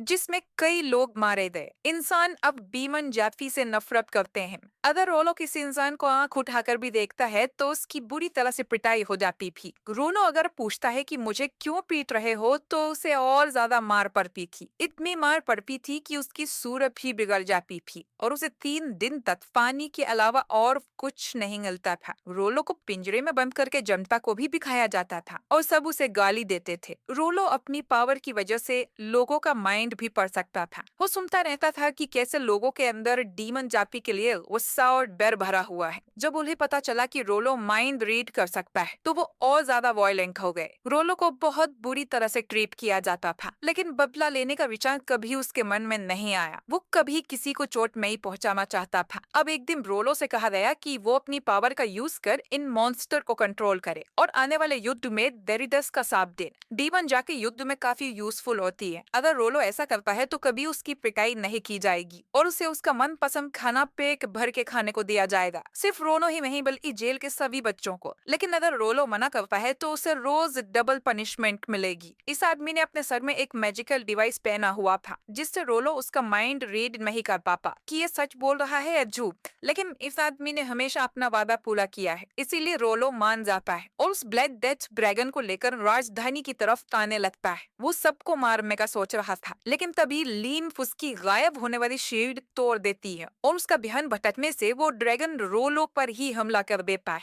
रोलो सोचता है कि मुझसे गलती हो गई, अब मेरी वजह से बाकी लोगों को भी भुगतना पड़ेगा। अब ड्रैगन रोलो को मार में आता है। रोलो अब खुशी खुशी अपनी डेथ का स्वागत करता है क्योंकि उसे इस बेकार की जिंदगी से आजादी मिल रही थी। वो सोचता है कि अगर उसका पुनर्जन्म होता है तो वो अपनी अगली जिंदगी में ऐसे प्रिकमैन नहीं चाहता। काश वो किसी के कुछ काम आ सके और काश उसे अच्छा खाना खाने को मिले, कम से कम एक बार। ये सब सोचते हुए रोलो मरने को तैयार था, लेकिन अचानक ही नॉर उसके सामने आकर उसे बचा लेता है और ड्रैगन से लड़ने लगता है। रोलो सोचता है कि ये आदमी मुझे बचा क्यों रहा है। ड्रैगन अब जहर की उल्टी करता है जिससे दोनों की हालत खराब होने लगती है। नॉर अब अपने हीलिंग मैजिक से खुद को बचाने की बजाय रोलो को बचाता है, जिस वजह से रोलो पर जहर का असर नहीं होता। लेकिन नॉर की हालत खराब होने लगती है, लेकिन फिर भी नॉर कहता है कि चलो अच्छा है, मैं ठीक हूँ। अब कहानी नॉर के बचपन में जाती है। इस दिन नॉर खाना बनाने के लिए जंगल से कुछ सब्जियां लेकर आता है, लेकिन वो गलती से एक जहरीली सब्जी भी उठा लाया था, जिसे खाने के बाद नॉर के शरीर में जहर फैल जाता है और वो मरने लगता है। नॉर खुद पर लो ही का यूज करता है और अगली सुबह तक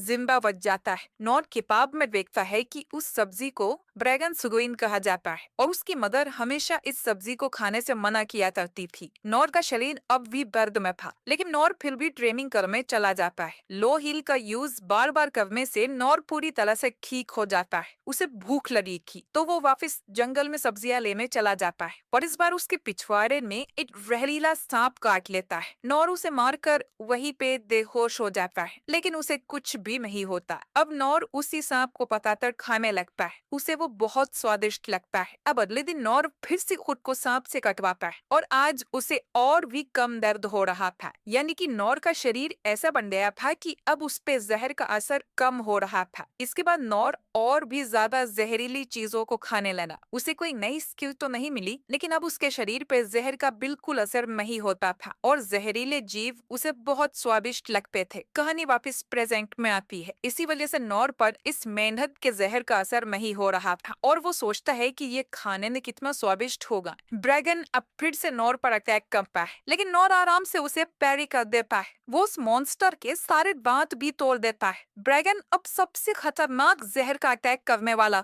और वो अपना मुंह फुला लेता है, लेकिन नॉर अपनी तलवार उसके मुंह पर मारता है, जिससे उस मेंढक का सर फट जाता है और उसकी वहीं पर मौत हो जाती है। नॉर सोचता है कि कितनी अजीब बात है कि इतना बड़ा मेंढक शहर के बाहर है, लेकिन खाने में तो ये बहुत टेस्टी होगा। नॉर अब रोलो से पूछता है कि क्या तुम ठीक हो और तुम अकेले इस खेत में क्या कर रहे हो? रोलो बोलता है कि मैं उस मॉन्स्टर को यहाँ तक लाया हूँ और उसने ये मॉन्स्टर शहर तक ले जाने का प्रॉमिस किया था। अब ये सुनकर नॉर को लगता है कि वो मेंढक जरूर खाने के लिए ही था और ये बच्चा उसी की डिलीवरी करने जा रहा था और उसे जिंदा ले जाने से वो ज्यादा देर तक ताजा रहता और इसने खुद पर इनविजिबल सील इसलिए लगाई होगी ताकि कोई उसका मेंढक चोरी न कर ले। शायद ये बच्चा अपने फार्म पर ऐसे जहरीले मेंढक पालता होगा, बिल्कुल जैसे कोई बकरी पालता है। और नॉर ने इस बेचारे गरीब की फूड डिलीवरी खराब कर दी। नॉर माफी मांगता है उसके कीमती खाने को मारने के लिए। नॉर उसके पैसे चुकाने को भी राजी हो जाता है। रोलो कहता है कि उसे कोई पैसे देने की जरूरत नहीं है, सब ठीक है। नॉर कहता है कि ठीक है, लेकिन तुम इतने बड़े मेंढक को यहाँ तक कैसे ले आए? रोलो बताता है कि मैं मॉन्स्टर्स को कंट्रोल कर सकता हूँ। रोलो को लगता है कि अब नॉर भी उसे गाली देगा, पर नॉर सोचता है कि ये छोटा बच्चा इतने बड़े मॉन्स्टर को कंट्रोल कर सकता है, ये तो कमाल की स्किल है। रोलो बताता है कि ये एक तरह की शक्ति है और वो इसके साथ ही पैदा हुआ था। नॉर कहता है कि ये तो और भी कमाल की बात है, ऊपर वाले ने तुम्हें ये टैलेंट गिफ्ट दिया है। रोलो अब हिम्मत करके बताता है कि मैं डीमन जाति का हूँ और सभी डीमन जाति के लोग मॉन्स्टर कंट्रोल कर सकते हैं। अब नॉर बोलता है कि अच्छा,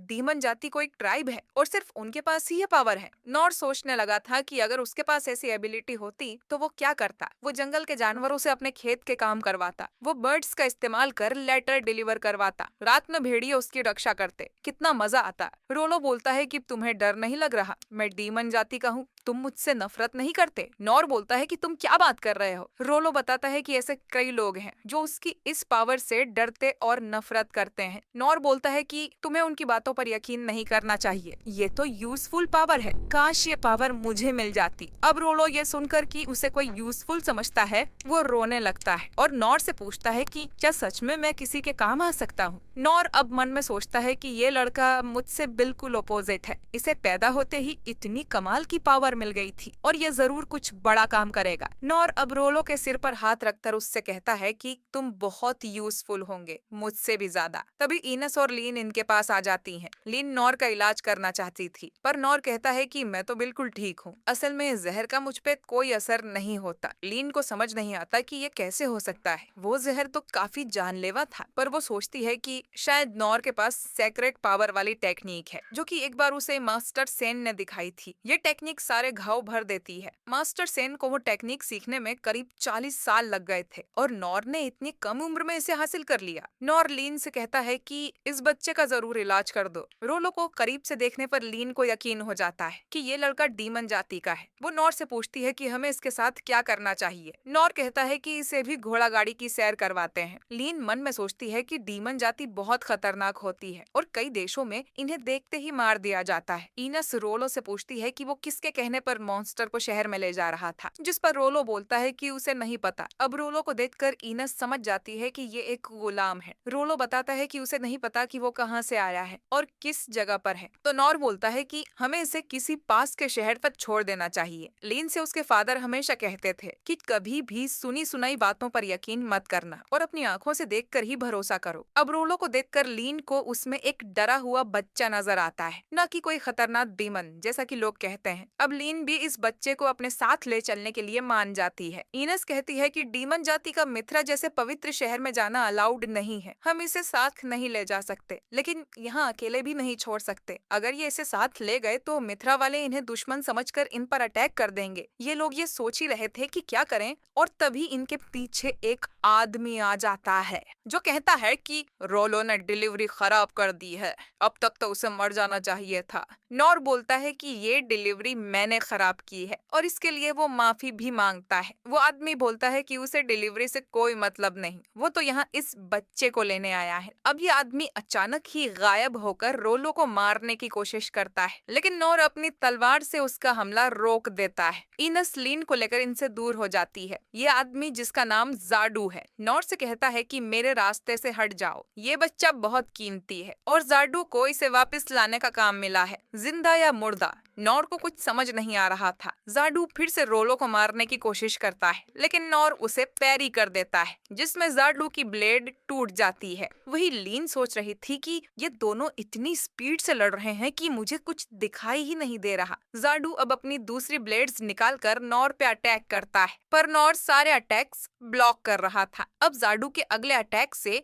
नॉर बहुत पीछे खिसक जाता है। वो सोचता है कि ये कैसे हो सकता है कि इतने छोटे चाकू ने मुझे इतना दूर धकेल दिया। ये आदमी तो शायद उस सांड से भी ज्यादा स्ट्रॉन्ग है जिससे नॉर सबसे पहले लड़ा था। जाडू अब फिर से नॉर पर अटैक करने लगता है और उससे बचना नॉर के लिए मुश्किल होता जा रहा था। इस तरह तो वो जल्द ही थक जाएगा। इनके अटैक इतने पावरफुल थे कि इनकी शॉक वेव इनस और लीन तक भी जा रही थी। इनस अब एक शील्ड बना लेती है और लीन को उसके पीछे रहने का बोलती है, वरना उन दोनों की लड़ाई में इनकी बैंड बज जाएगी। इनस पहचान गई थी कि ये आदमी कौन है। ये और कोई नहीं बल्कि डेड मैन जाडू है, जो कि पहले एस रैंक का एडवेंचरर हुआ करता था। इनस एक दिन सोवरेन 6 के पास पूछने गई थी कि आखिर ये जाडू कौन है। मास्टर ने उसे बताया था कि डेडमैन जाडू बहुत कम उम्र में ही एस रैंक एडवेंचरर बन गया था। गिलबर्ट उससे लड़ने की बात करता है तो सभी मास्टर उसे मना कर देते हैं, क्योंकि जाडू इतना स्ट्रॉन्ग है कि उससे कोई भी नहीं लड़ सकता। पहले ही कई लोग उससे लड़ने में शहीद हो चुके हैं। उसने बचपन में ही एक पावरफुल स्किल मास्टर कर ली थी और 13 साल की उम्र में ही उसे ड्रैगन स्लेयर का नाम मिल गया था। उसके बारे में विदेशों में भी खबरें फैल गई थी और उसके जितना खतरनाक एडवेंचरर और कोई नहीं था। लेकिन जाडू अपनी स्किल्स हमेशा अच्छाई के लिए इस्तेमाल नहीं करता। उसने एक बार मर्चेंट फैमिली के 36 लोगों को मार दिया था। जाडू को अच्छे बुरे से कोई मतलब नहीं है, उसे बस पैसे मिलने चाहिए, फिर वो कुछ भी कर सकता है। जैसे एक बार एक क्लाइंट के कहने पर उसने अकेले ही दूसरे देश की पूरी आर्मी को मार डाला था और फिर सारी रॉयल फैमिली का भी मर्डर कर दिया था। उसके सिर पे इनाम रखा गया, लेकिन जितने भी लोग जाडू को मारने जाते वो जिंदा वापस नहीं लौटे। अब और लोग अपनी जान ना गवाएं, इसीलिए गिल्ड ने जाडू को मरा हुआ घोषित कर दिया था। इसीलिए इसे डेड मैन जाडू कहा जाता है। खैर, अब नॉर की तलवार के सामने जाडू के चाकू टूटते ही जा रहे थे, वो भी जो मिथ्रिल और ड्रैगन टीथ से बने थे। जाडू को समझ नहीं आता कि ये कैसे हो रहा है। वही नॉर उसके चाकू तोड़ने के लिए माफी मांगता है और उसके लिए पैसे देने को भी तैयार हो जाता है। जाडू कहता है कि तुम बहुत अजीब हो, पर तुमसे भी अजीब तुम्हारी ये तलवार है। अब जाडू अपना अल्टीमेट हथियार उठाता है, जो कि एक सिल्वर क्रॉस था। ये क्रॉस हजारों तलवारों में बिखर जाता है, जो कि पलक झपकते ही एक पूरी सेना को मार सकते हैं। जाडू नॉर से कहता है कि तुम जितनी चाहो तलवारों को डिस्ट्रॉय कर सकते हो, क्योंकि मैं आसानी से और बना लूंगा। अब ये सारी तलवारें एक साथ नॉर की तरफ आती हैं। नॉर उन सबको पैरी नहीं कर सकता था, तो वो खुद रोलो को बचाने उसके सामने खड़ा हो जाता है, जिससे कुछ तलवारें उसके शरीर पर लग जाती हैं। इनस समझ जाती है कि इस तरह तो ये दोनों ही मारे जाएंगे। इनस अब उनकी मदद करने का सोचती है, लेकिन उसकी ड्यूटी तो सिर्फ लीन को सुरक्षित रखना है। वो अब लीन से परमिशन मांगती है कि क्या वो इस बैटल में है नॉर की मदद कर सकती है और लीन हाँ कर देती है। इधर नॉर मरने ही वाला था, लेकिन इनस डिवाइन शील्ड से उसे बचा लेती है। इनस अब अपनी शील्ड से जाडू पर अटैक करती है, लेकिन वो पंछियों की तरह हवा में उड़ने लगता है और उस पर इनस के अटैक का कोई असर नहीं होता। इनस नॉर से कहती है कि वो डिफेंस संभाल लेगी, लेकिन नॉर को ही उसे खत्म करना पड़ेगा। नॉर सोचने लगता है कि हवा में उड़ती हुई हजारों तलवारों का वो क्या कर सकता है, लेकिन वो बचपन में पत्थर मार के चिड़िया गिरा देता था। अब नॉर को उस मॉन्स्टर के दांत पड़े मिलते हैं जो कि लड़ाई के दौरान टूटे थे। अब वो दांत को उठा लेता है और इनस को कहता है कि शील्ड को थोड़ा खोल दे।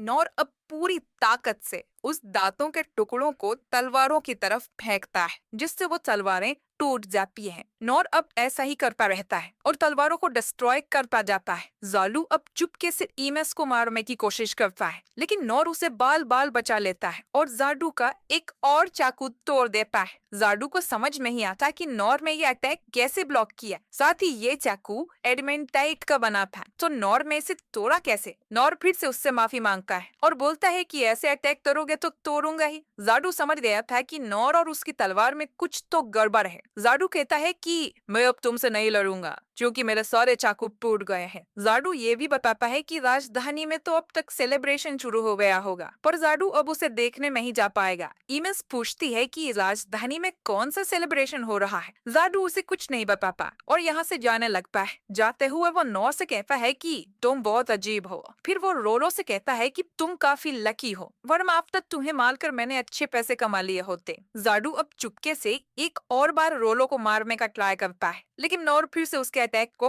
पैरी कर देता है। जाडू समझ गया था कि नॉर के सामने वो कुछ नहीं कर पाएगा, तो वो यहाँ से गायब हो जाता है। ये लोग अब सोचने लगते हैं कि राजधानी में क्या हो रहा होगा। नॉर कहता है कि क्यों ना हम चलकर ही देख लें, हम इतना दूर भी नहीं आए हैं और वैसे भी हम रोलो को मिथिला नहीं ले जा सकते, तो उसे राजधानी लेकर चलते हैं। रोलो अब राजधानी की बात सुनकर डर जाता है और पूछता है कि शायद तुम सब लोग राजधानी से आए हो। नॉर पूछता है कि तुम इतने डरे हुए क्यों हो। रोलो कहता है कि तुम वापस नहीं जा सकते। उसने सुना था कि जो सबसे बड़ा मॉन्स्टर है वो राजधानी पर हमला करने भेजा गया है। वो मॉन्स्टर पूरे शहर का नामो निशान मिटाने जितना पावरफुल है। ब्लैक डेथ ड्रैगन तो उसके सामने कुछ भी नहीं है। लीन को यह सुन चिंता होने लगती है और वो इनस से कहती है कि जल्दी वापस राजधानी चलो। इनस कहती है कि उसके भाई ने लीन को सुरक्षित जगह ले जाने को कहा था। लीन कहती है कि मैं जानती हूँ, पर वो ऐसे पीठ दिखाकर नहीं भाग सकते। इनस अब लीन की बात मान लेती है, लेकिन उसे हमेशा इनस के साथ रहना होगा। नॉर रोलो से पूछता है कि वो क्या करेगा, जिस पर रोलो कहता है कि वो राजधानी चलने को तैयार है, शायद वो इनके कुछ काम आ सके। लीन सोचती है कि नॉर का दिल इतना बड़ा है। वही नॉर सोच रहा था कि काश उसे वो मेंढक खाने को मिल जाता,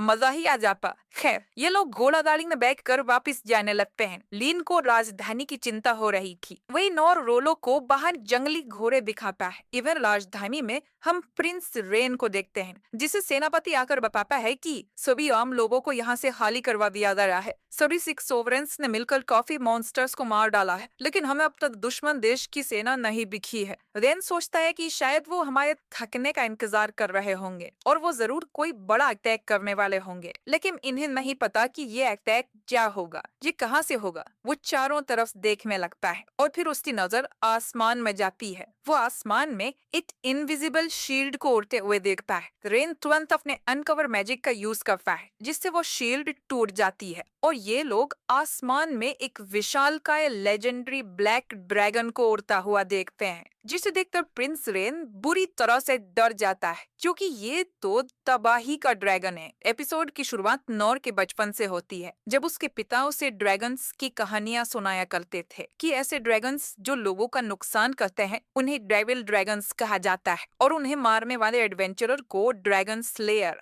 ड्रैगन्स को मारने के बाद उनके दांत, पंजों और हड्डियों से हाई क्वालिटी हथियार बनाए जाते हैं, जिससे राज्य की जीडीपी बेहतर होती है। इसीलिए ड्रैगन मारने वाले को हीरो समझा जाता है। नॉर कहता है कि उसे भी ड्रैगन स्लेयर हीरो बनना है, पर उसके फादर कहते हैं कि कुछ ड्रैगन बहुत ही खतरनाक होते हैं और हजारों सालों तक जिंदा रहते हैं। वो सिर्फ जमीन पर चलकर ही भूकंप ला सकते हैं, अपनी पोत से बड़े बड़े पहाड़ गिरा सकते हैं। बल्कि कई सालों पहले ड्रैगन्स ने उनके महाद्वीप का सफाया ही कर दिया था और हीरो बनने के सपने देखते हुए नॉर सो जाता है। अब कहानी प्रेजेंट में आती है और नॉर राजधानी के ऊपर बड़े से ड्रैगन को उड़ते हुए देखता है। लीन कहती है कि ये तो तबाही का ड्रैगन है। ये ड्रैगन बहुत ही विशालकाय था और राजधानी के सभी लोग इसे देख डर जाते हैं। प्लेन का सेनापति कहता है कि ये ड्रैगन तो अभी नींद में होना चाहिए था, यानी कि उनके दुश्मन बेश ने इसे जगा दिया। हुसैन आदेश देता है कि राजधानी को पूरी तरह से खाली करवाया जाए और सभी आम नागरिकों को यहाँ से बाहर निकाला जाए और सभी सोवरेन सिक्स अलग अलग जगहों पर लड़ने में बिजी थे।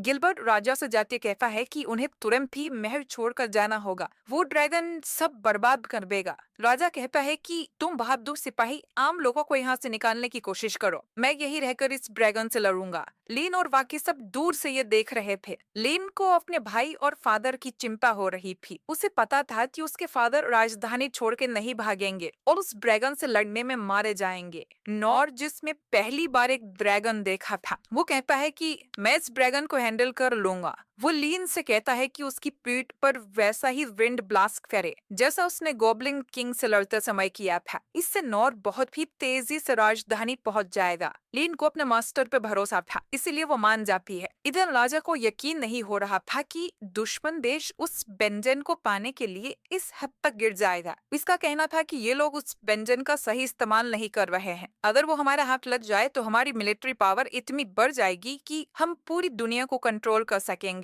लेकिन राजा ऐसी शक्ति इस्तेमाल नहीं करना चाहता जो उनके कंट्रोल से बाहर हो, जिस पर दुश्मन देश का राजा कहता है कि इसीलिए तुम हमेशा एक छोटे से देश के राजा ही रहोगे, क्योंकि कुछ बड़ा करने की तुम्हारे अंदर हिम्मत ही नहीं है। राजा ने कभी नहीं सोचा था कि उन पर ड्रैगन से अटैक होगा। वो अपने महल की छत पर जाता है। उसका राज्य खतरे में था और फिर भी उसे अपनी बेटी की चिंता हो रही थी कि वो ठीक होगी या नहीं। शायद उसमें कभी राजा बनने के गुण थे ही नहीं। वो युद्ध के मैदान में ज्यादा अच्छा लग पाए। राजा अपने देश के लोगों से माफी मांग पाए जो इतने सालों तक एक मूर्ख राजा की बात मानते रहे। वो अपने सारे पाप तो नहीं धो सकता, लेकिन इस ड्रैगन की एक आंख खोलकर वो इसे अंधा जरूर कर देगा। इवन इनस डिवाइन शील्ड से एक सिलेंडर जैसा शेप बनाती है और नॉर को उसके सामने खड़े होने को बोलती है। इसके बाद लीन इस सिलेंडर के अंदर से अपना विंड ब्लास्ट मैजिक यूज करती है, जो कि पिछली बार से कई गुना ज्यादा पावरफुल था और नॉर सुपर स्पीड से राजधानी की तरफ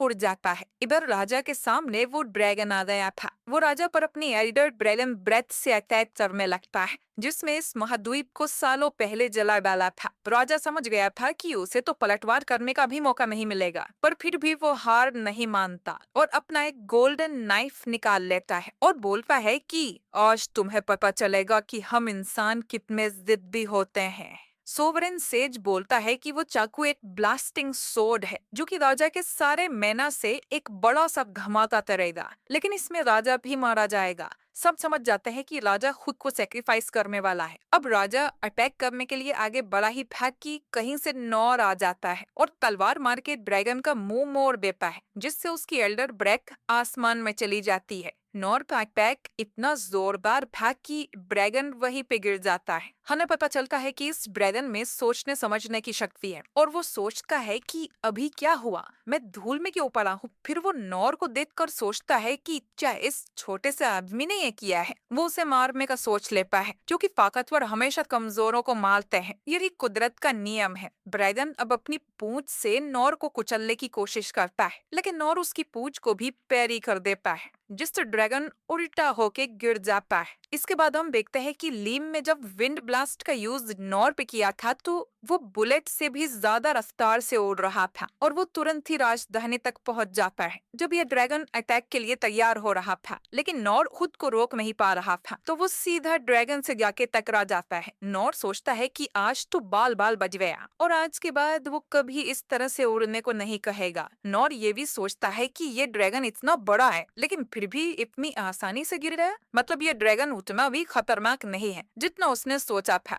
यानी कि वो आराम से इससे लड़ सकता है। इमस और लिंग भी घोड़ों पर बैठकर राजधानी में आ गई थी। वो लोग राजा को ढूंढकर उसे यहाँ से ले जाने आए थे, लेकिन अचानक ही इन पर एक बड़ा सा पत्थर आकर गिरता है और ये तीनों अपने घोड़ों से गिर जाते हैं। ये हमला गोब्लिन एम्पायर्स में किया था, जो कि एक नहीं 3 थे और साइज में पहले वाले से भी बड़े थे। लिन अब सोचती है कि उसे डरने की बजाय नॉर की तरह सोचना चाहिए और वो इनस से कहती है कि डरने की जरूरत नहीं है, ये बस मामूली गॉब्लिन्स हैं। जो सुन इनस को भी कॉन्फिडेंस आ जाता है कि उस ड्रैगन के सामने तो गॉब्लिन्स कुछ नहीं है और हम इन्हें हैंडल कर सकते हैं। ये तीनों गॉब्लिन्स अब इनकी तरफ अटैक करने आते हैं। लिन उन पर आइस अटैक करती है पर वो नहीं रोकते और इनस की शील्ड तक पहुंच जाते हैं। रोलो अब अपनी शक्ति का इस्तेमाल करता है और तीनों गॉब्लिन्स के माइंड को कंट्रोल कर उन्हें हिलने से रोक देता है। इसके बाद लिन आइस अटैक से उन्हें जमा देती है और फिर इनस एक बड़ी सी डिवाइन सोर्ड निकाल कर उन तीनों गॉब्लिन्स को काट के उनके टुकड़े टुकड़े कर देती है। लिन कहती है कि इमस को लोग डिवाइन शील्ड कहकर बुलाते हैं, लेकिन वो डिवाइन सोर्ड वाले टाइटल की भी हकदार है और डीमन जाति भी कमाल होते हैं। रोलो ने सिर्फ कुछ शब्द कहकर उन तीनों गॉब्लिन्स को रोक दिया था। इतनी सी उम्र में इसके पास कमाल की शक्ति है। लिन कहती है कि उन्हें जल्दी राजा तक पहुंचना चाहिए। इधर ड्रैगन बार बार नॉर पे अटैक कर रहा था, लेकिन नॉर आसानी से उसके अटैक को पैरी कर देता है। ड्रैगन को समझ नहीं आता कि ये कैसे मुमकिन है। उसके पंजे तो हीरे से ज्यादा मजबूत हैं, फिर उनको चोट कैसे आ रही है। वहीं इधर नॉर अपनी तलवार को देखकर सोचता है कि इस पे कभी कोई खरोच कैसे नहीं आती। आखिर इस तलवार का राज क्या है? पर जो भी हो, इसकी मदद से वो ड्रैगन को हरा देगा।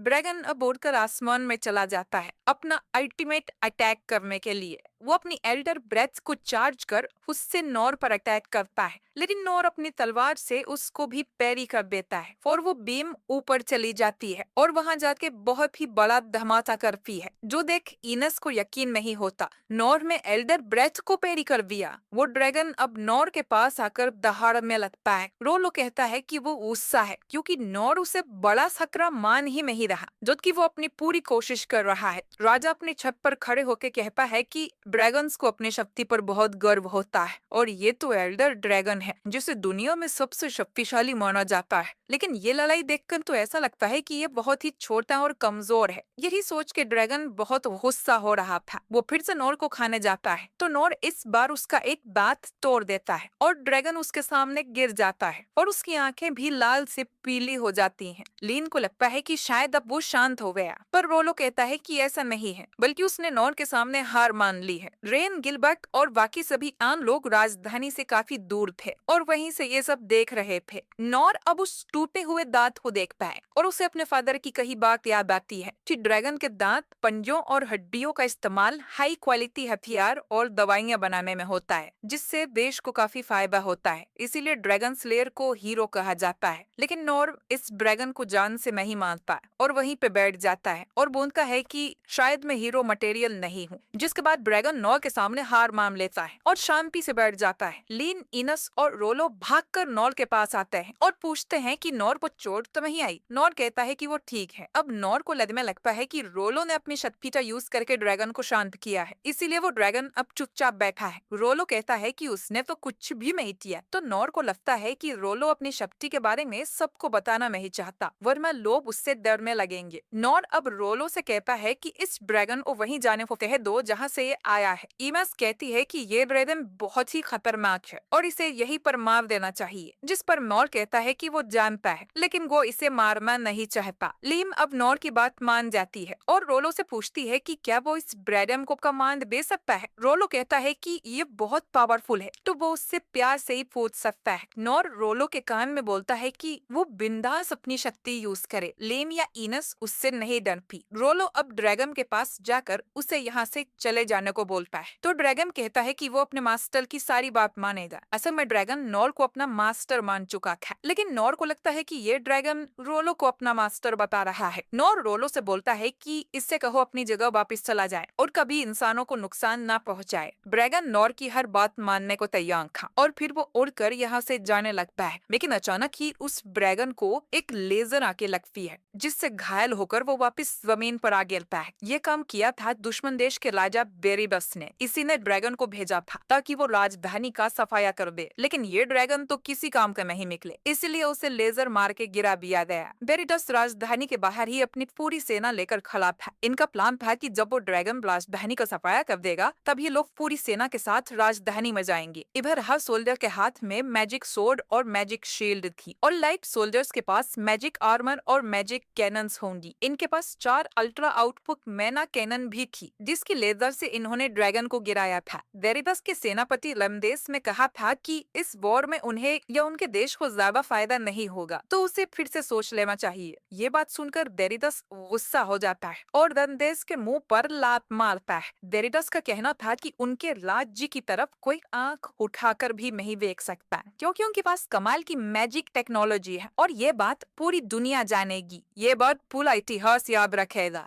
कि क्लेस राज्य कितना बेवकूफ था। उसने अपने डंजन का ठीक से फायदा नहीं उठाया, जो उनकी बर्बादी का कारण बन गया। वही मैंने इस राज्य पर हमला करके इस पर उपकार किया है और यही सच है जो आने वाली पीढ़ी याद रखेगी।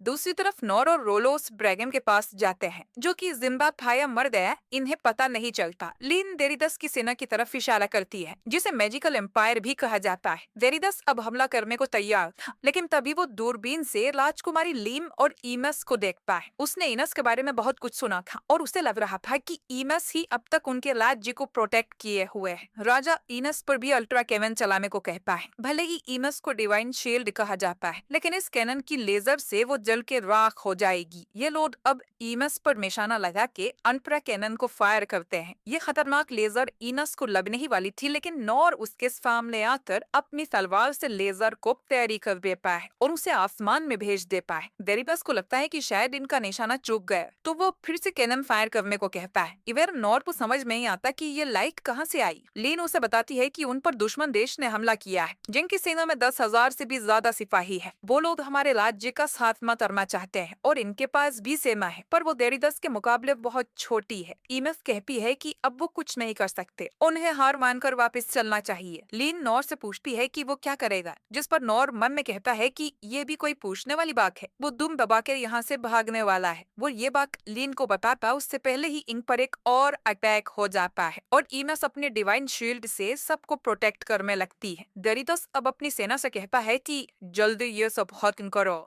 और खुद सबसे पीछे जाके खड़ा हो जाता है। इधर नॉर को लगता है कि इस तरह तो वो यहाँ से भाग ही नहीं पाएंगे। इसलिए नॉर को सेना का ध्यान भटकाना होगा ताकि लीन, ईमस और रोलो यहाँ से सही सलामत भाग पाएं। नॉर याद करता है कि वो लड़ने में अच्छा नहीं है, लेकिन वो भागने में एक्सपर्ट है। बचपन में वो शहद तोड़ने जाया करता था और उसके पीछे मधुमक्खी लग जाती थी, तो नॉर सोचता है कि वो ऐसे भाग कर इस सेना का ध्यान अपनी तरफ करेगा और फिर गायब हो जाएगा। लीन को लगता है कि नॉर उस पूरी सेना से अकेले लड़ने जा रहा है, तो उसे उन तक भेजने के लिए वो फिर से नॉर पर विंड ब्लास्ट यूज करने लगती है। नॉर उसे समझाने की कोशिश करता है कि मैं कोई वहां लड़ने नहीं जा रहा, लेकिन तभी इन पर फिर से अल्ट्रा कैनन का अटैक होने लगता है और लीन नॉर पर विंड ब्लास्ट कर देती है, जिससे नॉर सुपर स्पीड में उड़ता हुआ उस सेना की तरफ जाने लगता है। रास्ते में वो ढेर सारी लेजर्स को भी पैरी कर देता है। उसकी स्पीड बहुत तेज थी, तो वो पूरी ताकत से सेना पर अटैक करने का सोचता है। वो एक ही अटैक में 1000 तलवारों को पैरी कर देता है और उन्हें आसमान में उड़ा देता है। इसके बाद वो उनकी शील्ड्स को भी पैरी करता है। नॉर बस इसके हथियार छीन कर इनका टाइम वेस्ट करना चाहता था ताकि लीन और ईमस को भागने का समय मिल सके। वो भागता रहता है और उसके सामने जो भी आता है वो उसे पैरी कर देता है। डेरिडस दूर खड़ा होकर देखता है कि उसकी सेना की तलवारें और शील्ड्स तो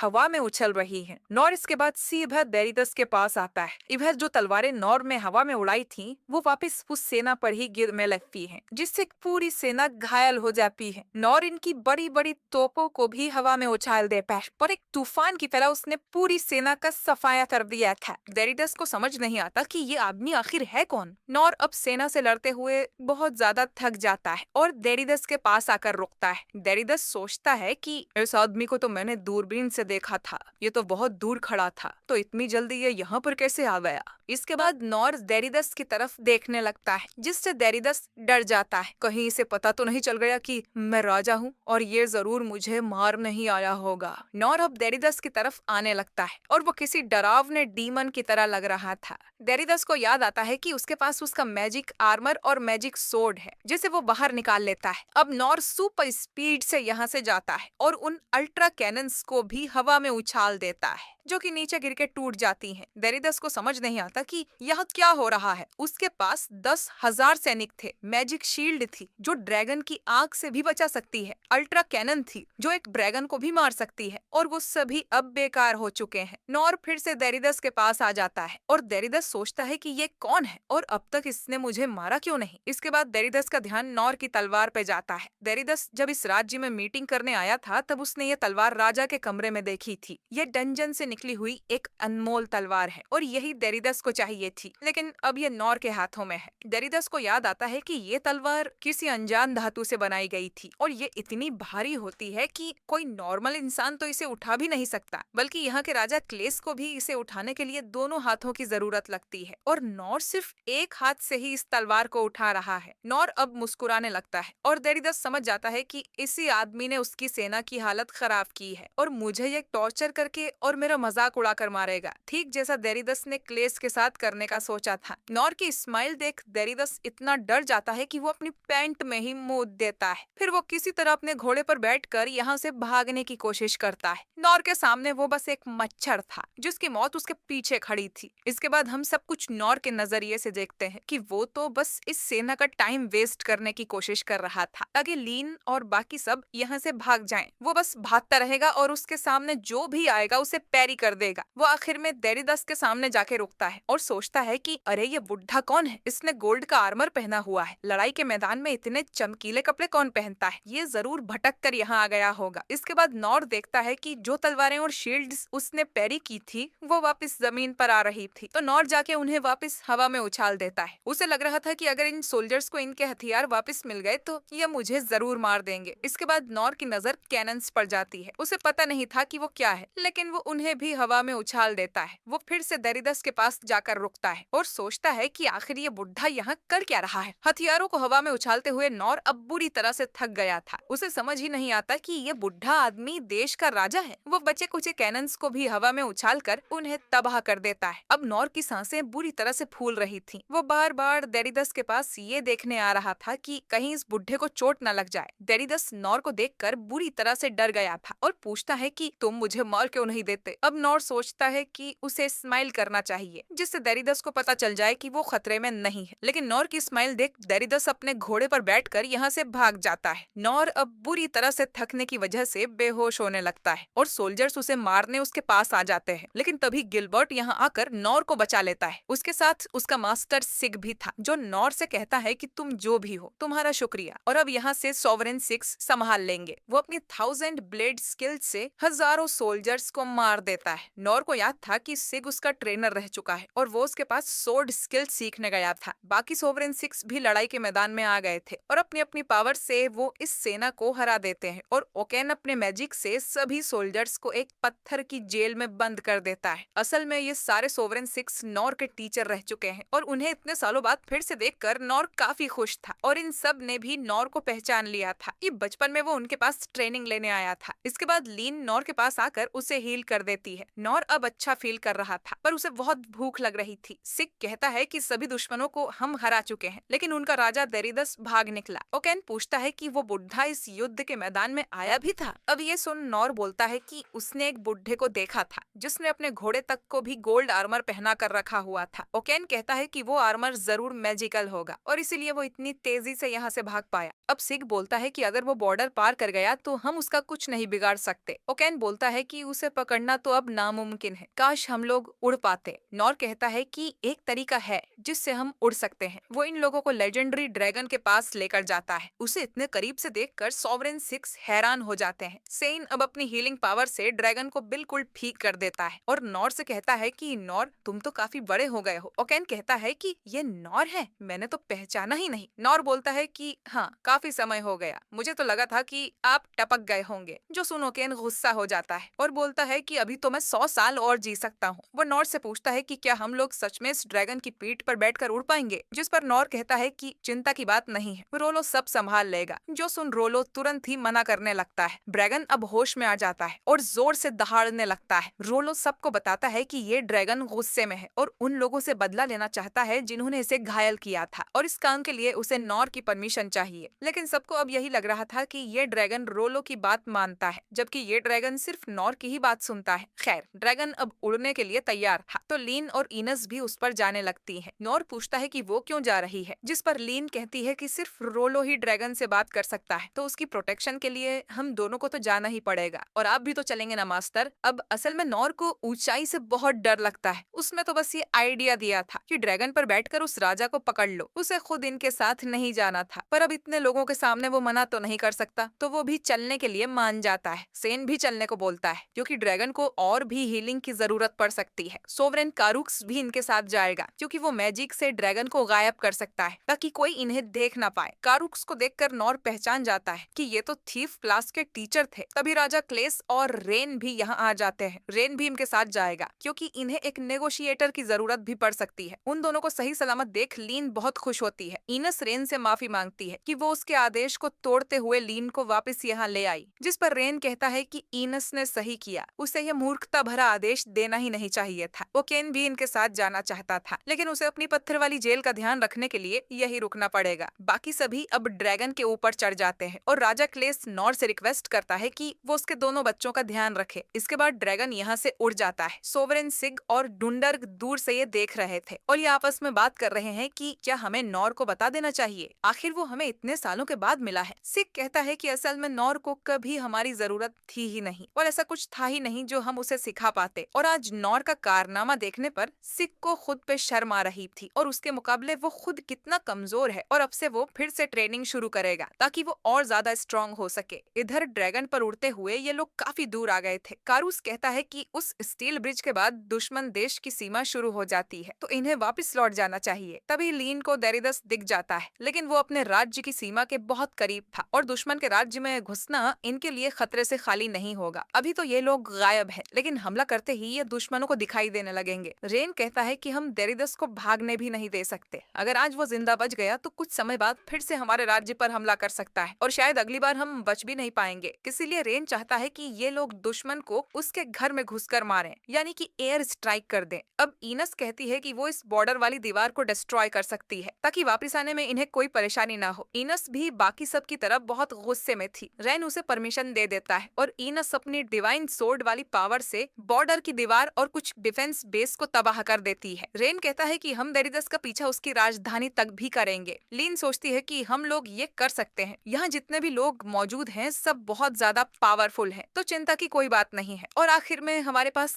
मास्टर नॉर भी है, जो कि इतने ज्यादा महान है कि शांति से बैठकर ये सब बातें सुन रहे हैं, जबकि हम देखते हैं कि नॉर तो घोड़े बेचकर सो रहा था। इधर डेरिदस अपनी राजधानी में पहुंच गया था। वो जल्दी से अपने महल के अंदर जाता है, जहां उसके मंत्री पूछते हैं कि उसके कपड़े इतने मैले कैसे हो गए और बाकी सेना कहाँ है। डेरिदस गुस्से में कहता है कि वो सब मूर्ख हैं, जिन्हें इतने पावरफुल हथियार दिए और वो उन्हें यूज ही नहीं कर पाए। तभी इन्हें आसमान में लेजेंडरी ड्रैगन दिखाई देता है, जो इनकी तरफ ही आ रहा था। डेरिदस डर के मारे सोचता है कि ये ड्रैगन जिंदा कैसे बच गया, उस माना कैनन से तो इसे मर जाना चाहिए था। फिर डेरिदस को याद आता है कि उनके पास वो हीलर सेम है, उसकी हीलिंग पावर सबसे ज्यादा है। जरूर उसी ने इस ड्रैगन को ठीक किया होगा, लेकिन फिर भी उन्होंने ड्रैगन को यहाँ अटैक करने कैसे भेजा होगा। जरूर कोई डीमन जाति का उसे कंट्रोल कर रहा है। वो अपने मंत्री से पूछता है कि वो आदमी कहाँ है जो इस ड्रैगन को हमारे पास लाया था। मंत्री कहता है कि उसे तो कोई जरूरी काम था, तो वो यहाँ से जा चुका है। अब डेरिदस को लगता है कि उसमें दुश्मन देश से हाथ मिला लिया है, और वो ही इस ड्रैगन को कंट्रोल कर रहा है। ग्लैंडियस, जो कि सर्किट ऑफ 10 ग्रुप का लीडर है, डेरिदस को शांत रहने को बोलता है, जिस पर डेरिदस उसी पर चिल्लाने लगता है कि यहाँ गधे की तरह खड़े मत रहो और सब कुछ ठीक करने का कोई प्लान बनाओ। जो सुन ग्लैंडियस कहता है कि ठीक है, अभी करता हूँ। डेरिदस अपने मंत्रियों से कहता है कि हमारे राज्य के सबसे खतरनाक हथियार केरोनस को तैयार करो। ये सुन मंत्री डर जाते हैं, क्योंकि वो हथियार अभी पूरी तरह से तैयार नहीं है, और राज्य के अंदर उसे इस्तेमाल करना खतरे से खाली नहीं है, और हो सकता है कि उसके धमाके से उनके राज्य को ही नुकसान पहुंच जाए। लेकिन डेरिदस को अपने राज्य या अपने लोगों की कोई चिंता नहीं थी। वो मंत्री को लात मारकर उसे चुप करा देता है और कहता है कि जल्दी से उस हथियार से ड्रैगन को मार दो। सिर्फ एक शॉट में ही वो ड्रैगन बराख बन जाएगा, और अगर ये लोग निशाना नहीं लगा सकते तो माना ट्रेसिंग को चालू करके फायर करो, जिससे वो अटैक अपने आप ही ड्रैगन को जाके लगेगा। अब राजा के आदेश के अनुसार उस हथियार से ड्रैगन पर अटैक किया जाता है, जिससे एक बहुत ही पावरफुल बीम निकलती है, लेकिन उसे भी नॉर्थ फेरिकल के आसमान में पहुंचा देता है, जहां वो फटकर वापिस राज्य के ऊपर ही गिरने लगती है। डेरिदस पूछता है कि ये क्यों हो रहा है? जिस पर मंत्री बताते हैं कि बीम को माना ट्रेस करने के लिए प्रोग्राम किया गया था, तो वो अब इनकी माना की भट्टियों पर आके गिर रही है। ये सुन देरीदस बोलता है कि जिस गधे में कहा था माना ट्रेसिंग चालू करने को, जबकि वो देरीदस में ही कहा था। अब तीनों मंत्री राजा को छोड़कर यहाँ से भाग जाते हैं और देरीदस की एक नहीं सुनते। वो बीम राजधानी के सभी माना व्यक्तियों पर जाके उन्हें डिस्ट्रॉय कर देती है और ये तबाही देख देरीदस की आंखों में आंसू आ जाते हैं, जो कि माना से ही वो इतने पावरफुल हथियार बनाया करता था। वही इवे कुछ समय पहले कैरुक्स कहता है कि वो देरीदस को ढूंढ नहीं पा रहा है, जिस पर रेन बोलता है कि वो जरूर माना मेटल से बड़ी बिल्डिंग में जाके छुपा होगा। लिम इधर नॉर को आवाज लगाती है, जो कि सो रहा था। जाते ही वो देखता है कि उनकी तरफ एक पावरफुल बीम आ रही थी, जिसे वे सब लोग डर जाते हैं। अब नॉर बिना देर किए अपनी तलवार उठाता है और ड्रैगन से छलांग लगाकर उस बीम को पैरी कर देता है, लेकिन क्योंकि वो ड्रैगन से कूद गया था तो वो नीचे एक बिल्डिंग पर जाकर गिरने लगता है। इधर सर्किट ऑफ पेन ने फैसला किया था कि वो अपने पागल राजा को मार देंगे, क्योंकि उसे अपनी प्रजा की कोई चिंता नहीं है और इसी में राज्य का भला है। रेंडियस देरीदस को मारने ही वाला था, लेकिन तभी नॉर यहाँ उसके सिंहासन पे आके गिरता है। रेंडियस को लगता है कि नॉर देरीदस का कोई नया बॉडीगार्ड है, फॉरबोट उसी पर अटैक करने लगता है, पर नॉर उन्हें पैरी कर देता है और देरीदस से बोलता है कि नीचे झुक जाओ दद्दू, वरना तुम्हें लग जाएगी। ऐसा बोल के वो उसका मुंह जमीन में घुसेड़ देता है। सभी 10 सोल्जर्स अब एक साथ नॉर पे अटैक करते हैं, लेकिन नॉर उन सभी को पैरी कर देता है। ग्रैंड्यूस बोलता है कि उस आदमी ने हमारे राज्य का बहुत नुकसान किया है, उसे मारना ही होगा। फिर वो इनकी तरफ एक बम फेंक देते हैं, जिससे देरीदस को बचाने के लिए नॉर उसे एक लात मारता है, जिससे वो दीवार में जा घुसता है। नॉर कहता है कि आप 10 लोग एक बुढ़े आदमी को क्यों मारना चाहते हो? वैसे भी इसकी जिंदगी में एक बदी नहीं बचे होंगे। रेंड्यूस फिर से देरीदस की तरफ बम फेंकता है, तो उसे बचाने के लिए नॉर उसकी टांग पकड़कर उसे जमीन पर पटक देता है, जिससे उसकी बत्ती गुल हो जाती है। नॉर अनजाने में ही देरीदस को बचाने की जगह उसकी धुलाई कर रहा था। रेंड्यूस बोलता है कि इस तरह तो हमारी जगह तुम ही से मार डालोगे। नॉर कहता है कि हमें बैक कर बात करनी चाहिए,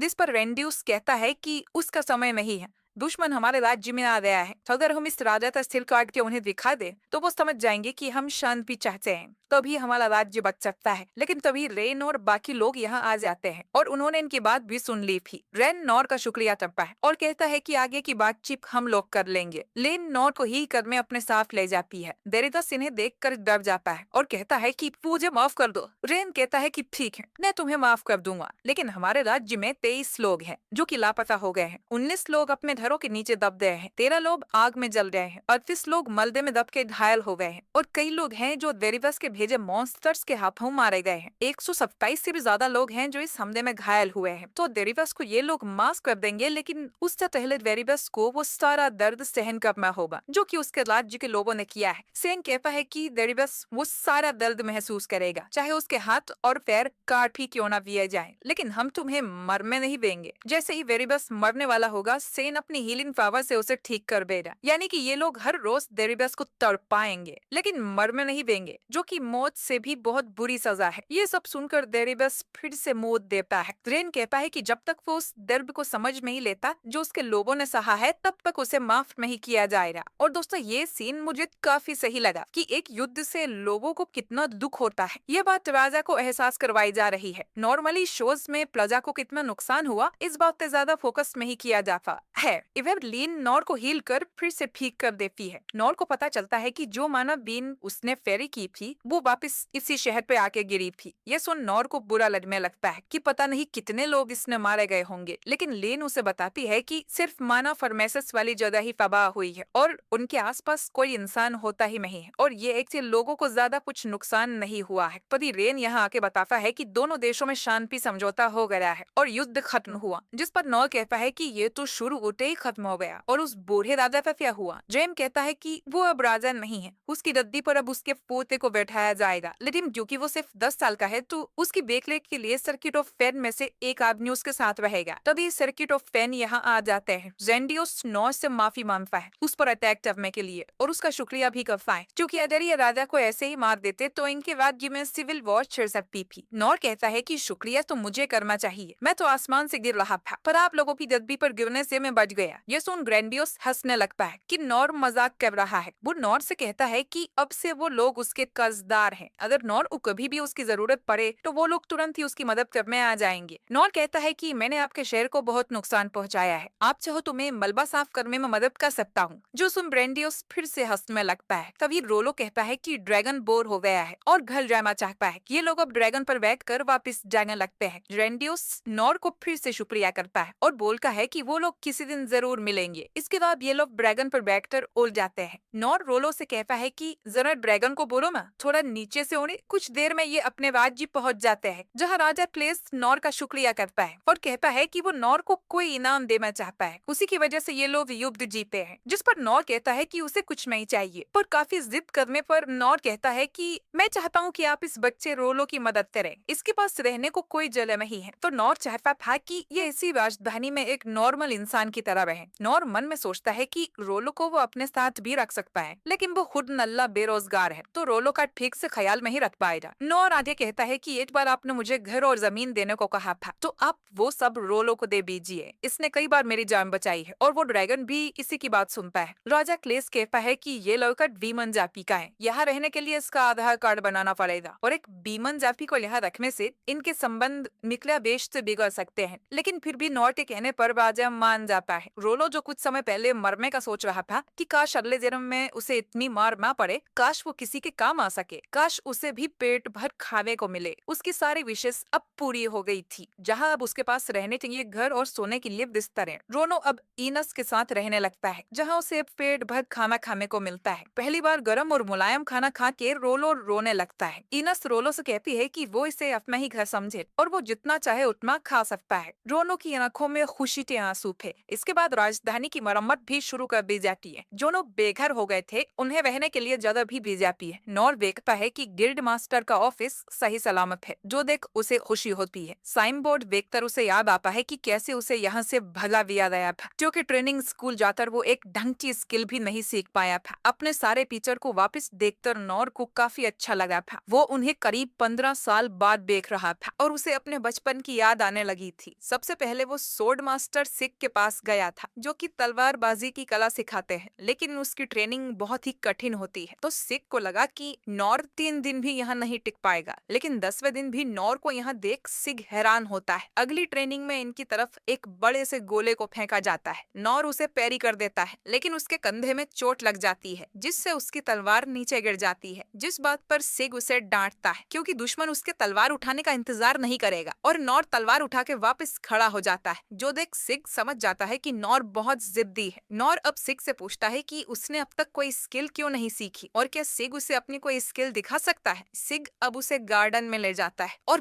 बिजली की तेजी से वहां उड़ रही पत्तियों को काट देता है। ये टेक्निक इतनी तेज थी कि कोई इसे देख भी नहीं सकता, लेकिन नॉर बताने लगता है कि कैसे उसने इतनी तेजी से सारी पत्तियों को काटा, यानी कि उसने सब कुछ देखा था। जो सुन सिग हैरान हो जाता है और समझ जाता है कि नॉर के अंदर तो बहुत ज्यादा टैलेंट है और अगर नॉर को सही से ट्रेन किया जाए तो ये सिग से भी अच्छा तलवारबाज बन सकता है। लेकिन 3 महीने हो जाते हैं और नॉर पैरी के अलावा और कोई ढंग की स्किल नहीं सीख पाता। पैरी स्किल को लड़ाई में इतना यूजफुल नहीं माना जाता। सिग अब नॉर से कहता है कि यहाँ रहकर बस नॉर का टाइम वेस्ट हो रहा है, उसे दूसरे ट्रेनिंग स्कूल जाना चाहिए, शायद वहाँ उसके टैलेंट की कद्र होगी। नॉर इसके बाद मास्टर डुंडर्ग के पास जाता है, जो कि वॉरियर बनने की ट्रेनिंग देते हैं। इस ट्रेनिंग में बहुत ज्यादा फिजिकल वर्क करना होता है, लेकिन नॉर इतना छोटा और दुबला पतला था कि शायद वो फूंक से ही उड़ जाएगा। डुंडर्ग कहता है कि एक वॉरियर का काम अपने साथियों के लिए शील्ड की तरह खड़े रहने का होता है। करीब 2 महीने बीत जाते हैं। डुंडर्ग को लगा नहीं था कि वो इतने टाइम तक यहाँ टिक जाएगा। ट्रेनिंग के लिए इन पर पत्थर गिराए जा रहे थे, लेकिन अचानक ही पहाड़ का एक हिस्सा टूट के नीचे गिरने लगता है। सभी लोग डर के वहाँ से हट जाते हैं, लेकिन नॉर वहीं खड़ा रहता है। डुंडर्ग उस पत्थर को तोड़ देता है और देखता है कि नॉर भले ही कमजोर है, लेकिन डरपोक नहीं है। अगर इसने स्किल सीख ली तो डुंडर्ग उसे दुनिया का सबसे मजबूत इंसान बना देगा। लेकिन 3 महीने बाद भी नॉर कोई स्किल नहीं सीख पाता, बस थोड़ा ताकतवर हो जाता है। डुंडर्ग उसे किसी दूसरे ट्रेनिंग स्कूल में जाने को कहता है, क्योंकि ये जगह उसके लायक नहीं है। इसके बाद नॉर मिएनी के पास जाता है, जो कि धनुष कला सिखाती है। मिएनी उसे एक पत्थर देकर एक लकड़ी पर निशाना लगाने को बोलती है। उसे लगा था कि नॉर ये नहीं कर पाएगा और वो उसे यहीं से भगा देगी, लेकिन नॉर निशाना लगा देता है। एक नहीं बल्कि कई बार। ट्रेनिंग के दौरान भी नॉर पत्थर ही फेंक रहा था। वो मिएनी से कहता है कि उसे धनुष चलाना सीखना है। मिएनी उसे एक बो देती है, लेकिन हाथ में लेते ही वो उसे तोड़ देता है। एक एक करके नॉर ने सभी बोस तोड़ दिए थे। आखिर में मिएनी उसे अपना धनुष देती है, जो कि बहुत ज्यादा मजबूत है, लेकिन नॉर उसे भी तोड़ देता है। जिस पर मिएनी नॉर से कहती है कि वो सिर्फ पत्थर से ही निशाना लगाए, जिसमें नॉर बहुत अच्छा था। मिएनी उससे पूछती है कि उसे पत्थर फेंकना किसने सिखाया, जिस पर नॉर कहता है कि वो इस तरह से बर्ड्स का शिकार किया करता था। वो रंगीली बर्ड्स जो कि रैबिट्स को उठाकर ले जाया करती हैं। मिएनी समझ जाती है कि नॉर थंडर फ्लैश बर्ड की बात कर रहा है, जिसे मारना एक हंटर के लिए बहुत मुश्किल की बात होती है। 3 महीने बाद मिएनी भी नॉर को यहाँ से जाने को बोलती है। उसका निशाना अच्छा है, लेकिन वो धनुष को पकड़ते ही तोड़ देता है। इसके बाद नॉर कैरुक्स के पास जाता है, जो कि लोगों को जासूस या थीफ बनाना सिखाता है। वो इन्हें अंधेरे में चलने की ट्रेनिंग देता है, ताकि दुश्मन को पता चले बिना ये उस पर अटैक कर सकें। इसके बाद कैरुक्स इन्हें एक जगह पर ले जाता है, जो कि ट्रैप्स से भरी हुई थी। इन्हें उन सभी ट्रैप्स से बचते हुए संदूक तक पहुंचना है। अब नॉर ट्रैप्स को ढूंढने की बजाय सीधा दौड़ लगा देता है, जिससे ट्रैप्स ट्रिगर होते हैं, लेकिन नॉर उनमें फंसता नहीं है और उन्हें पैरी करता जाता है। कैरुक्स देखता है कि नॉर कमाल का है, लेकिन ट्रेनिंग का पॉइंट था ट्रैप्स को ढूंढना, न कि उनसे बचना, यानी कि वो एक स्पाई नहीं बन सकता है। इसीलिए 3 महीने बाद कैरुक्स भी नॉर को यहाँ से जाने को बोल देता है, लेकिन उसे पता था कि नॉर कितना होशियार है, तो अगर वो एडवेंचरर बनने का सपना छोड़ दे तो कैरुक्स उसे राजधानी की इंटेलिजेंस एजेंसी में भर्ती करवा देगा। इसके बाद नॉर मैजिक सीखने ओकेन के पास जाता है, लेकिन 2 महीने के बाद भी वो अपनी उंगली से मोमबत्ती नहीं जला पाता। ओकेन कहता है कि शायद नॉर के शरीर में माना की कमी है, इसीलिए उसे मैजिक यूज करने में इतनी परेशानी हो रही है। तो ओकेन नॉर को माना रेजोनेंस रूम में जाने को बोलता है, जिसमें जाने से शायद उसे कोई स्किल मिल जाए, लेकिन ओकेन नॉर को तुरंत ही बाहर आ जाने को बोलता है। लेकिन फिर ओकेन ये जान के हैरान हो जाता है कि नॉर 3 दिन बाद भी उस रूम से बाहर नहीं आया है। वो रूम इंसानों के सभी सेंसेस को खोल देता है, जिसे झेल पाना बहुत मुश्किल है। लेकिन वो देखता है कि नॉर तो मजे से उसके अंदर था और उसे कोई परेशानी नहीं हो रही थी। अब पूरे 3 महीने बाद नॉर अपनी उंगली से बस एक छोटी सी फ्लेम ही जला पाता है। ओकेन कहता है कि ये तो बच्चा भी कर सकता है, लेकिन बिना माना के इतना करना भी छोटी बात नहीं है। लेकिन फिर ओकेन देखता है कि नॉर दोनों हाथों से टाइनी फ्लेम यूज कर पा रहा था, जो कि बहुत बड़ी बात है। ये सीखने में ओकेन को 50 साल लग गए थे और नॉर ने इसे सिर्फ 3 महीने में सीख लिया। लेकिन एडवेंचरर बनने के लिए ये स्किल कोई काम की नहीं थी। ओकेन मन में सोचता है कि इस बच्चे के अंदर कितना सारा टैलेंट है, अगर इसके शरीर में माना होता तो ये दुनिया का सबसे बड़ा जादूगर बन सकता था। इसके बाद आखिर में नॉर सेन के पास जाता है। सेन पूछता है कि नॉर जब छोटा था तब उसके साथ राइट ऑफ ब्लेसिंग की गई थी या नहीं, क्योंकि इस स्कूल में वही लोग आ सकते हैं जिनके साथ ये सेरेमनी की गई हो। नॉर को ऐसा कुछ याद नहीं था, तो सेन उसे सिखाने से मना कर देता है। नॉर अब कहता है कि वो यहाँ से तब तक नहीं जाएगा जब तक सेन उसे ट्रेनिंग नहीं दे देता। सेन कहता है कि तुम्हारी मर्जी। अब दिन पर दिन बीतने लगते हैं और नॉर दरवाजे पर ही खड़ा रहता है। कई दिनों बाद नॉर बेहोश होकर गिर जाता है, तो सेन उसे संभालता है और उसे हील करता है। सेन कहता है कि वो उसे ट्रेनिंग देगा, लेकिन इसकी कोई गारंटी नहीं है कि उसे कोई स्किल मिलेगी। 3 महीने बाद नॉर बस लो हील करना ही सीख पाता है, जिससे वो छोटी मोटी खरोंचे ठीक कर सकता है, लेकिन ये स्किल भी एडवेंचरर बनने के काबिल नहीं थी। नॉर अब निराश होकर यहाँ से जाने लगता है। सेन कहता है कि बिना ब्लेसिंग के लो हील यूज कर पाना बहुत बड़ी बात है। ये चीज किसी चमत्कार से कम नहीं थी, यानी कि नॉर बिना किसी लिमिट के बड़े बड़े चमत्कार कर सकता है। जिसके बाद सभी टीचर्स एक मीटिंग करते हैं, जिसमें सभी कहते हैं कि नॉर बहुत कमाल का लड़का है और उन सबको मिलकर उसे ट्रेन करना चाहिए। अगर ये सब मिलकर उसे सही रास्ता दिखाएं तो वो सबसे पावरफुल बन सकता है। लेकिन दिक्कत ये थी कि नॉर राजधानी छोड़कर जा चुका था और किसी को नहीं पता कि वो कहाँ गया, और वो सब उसे ढूंढने भी निकले थे, लेकिन वो उन्हें कभी मिला ही नहीं। कहानी अब वापस 15 साल आगे आती है। नॉर अब साइन बोर्ड को लेकर गिल्ड मास्टर के पास जाता है, जिसे पता ही नहीं था कि नॉर की वजह से ही ये राज्य सही सलामत है। वो नॉर से कहता है कि राजधानी में मरम्मत का काम चल रहा है, जिसके लिए नॉर की जरूरत है। नॉर तुरंत ये काम करने के लिए मान जाता है और जाकर मलबा साफ करने लगता है। उसके कंस्ट्रक्शन वाले साथी नॉर को देखकर काफी खुश होते हैं, क्योंकि जब भी नॉर उनके साथ होता है तो उनका काम बहुत जल्दी पूरा हो जाता है। नॉर सोचता है कि आज का दिन कितना कमाल का था। उसे घोड़ा गाड़ी पर बैठने को मिला, रोलो से मुलाकात हुई, लिन के मैजिक से उसे उड़ने भी मिला, बल्कि कुछ ज्यादा ही उड़ने को मिला। बाकी कुछ तो उसे ठीक से याद भी नहीं है। उसे अब भी भूख लग रही थी, लेकिन वो मलबा साफ करने के काम पे लग जाता है। इधर राजा क्लेस और रेन आपस में बात करते हैं। उन्हें पता चल गया था कि इस युद्ध में डेरिदस की जिसने मदद की थी वो मिथ्रा देश था। जितने भी मैजिकल आइटम और माना स्टोन इन्होंने देखे थे वो सब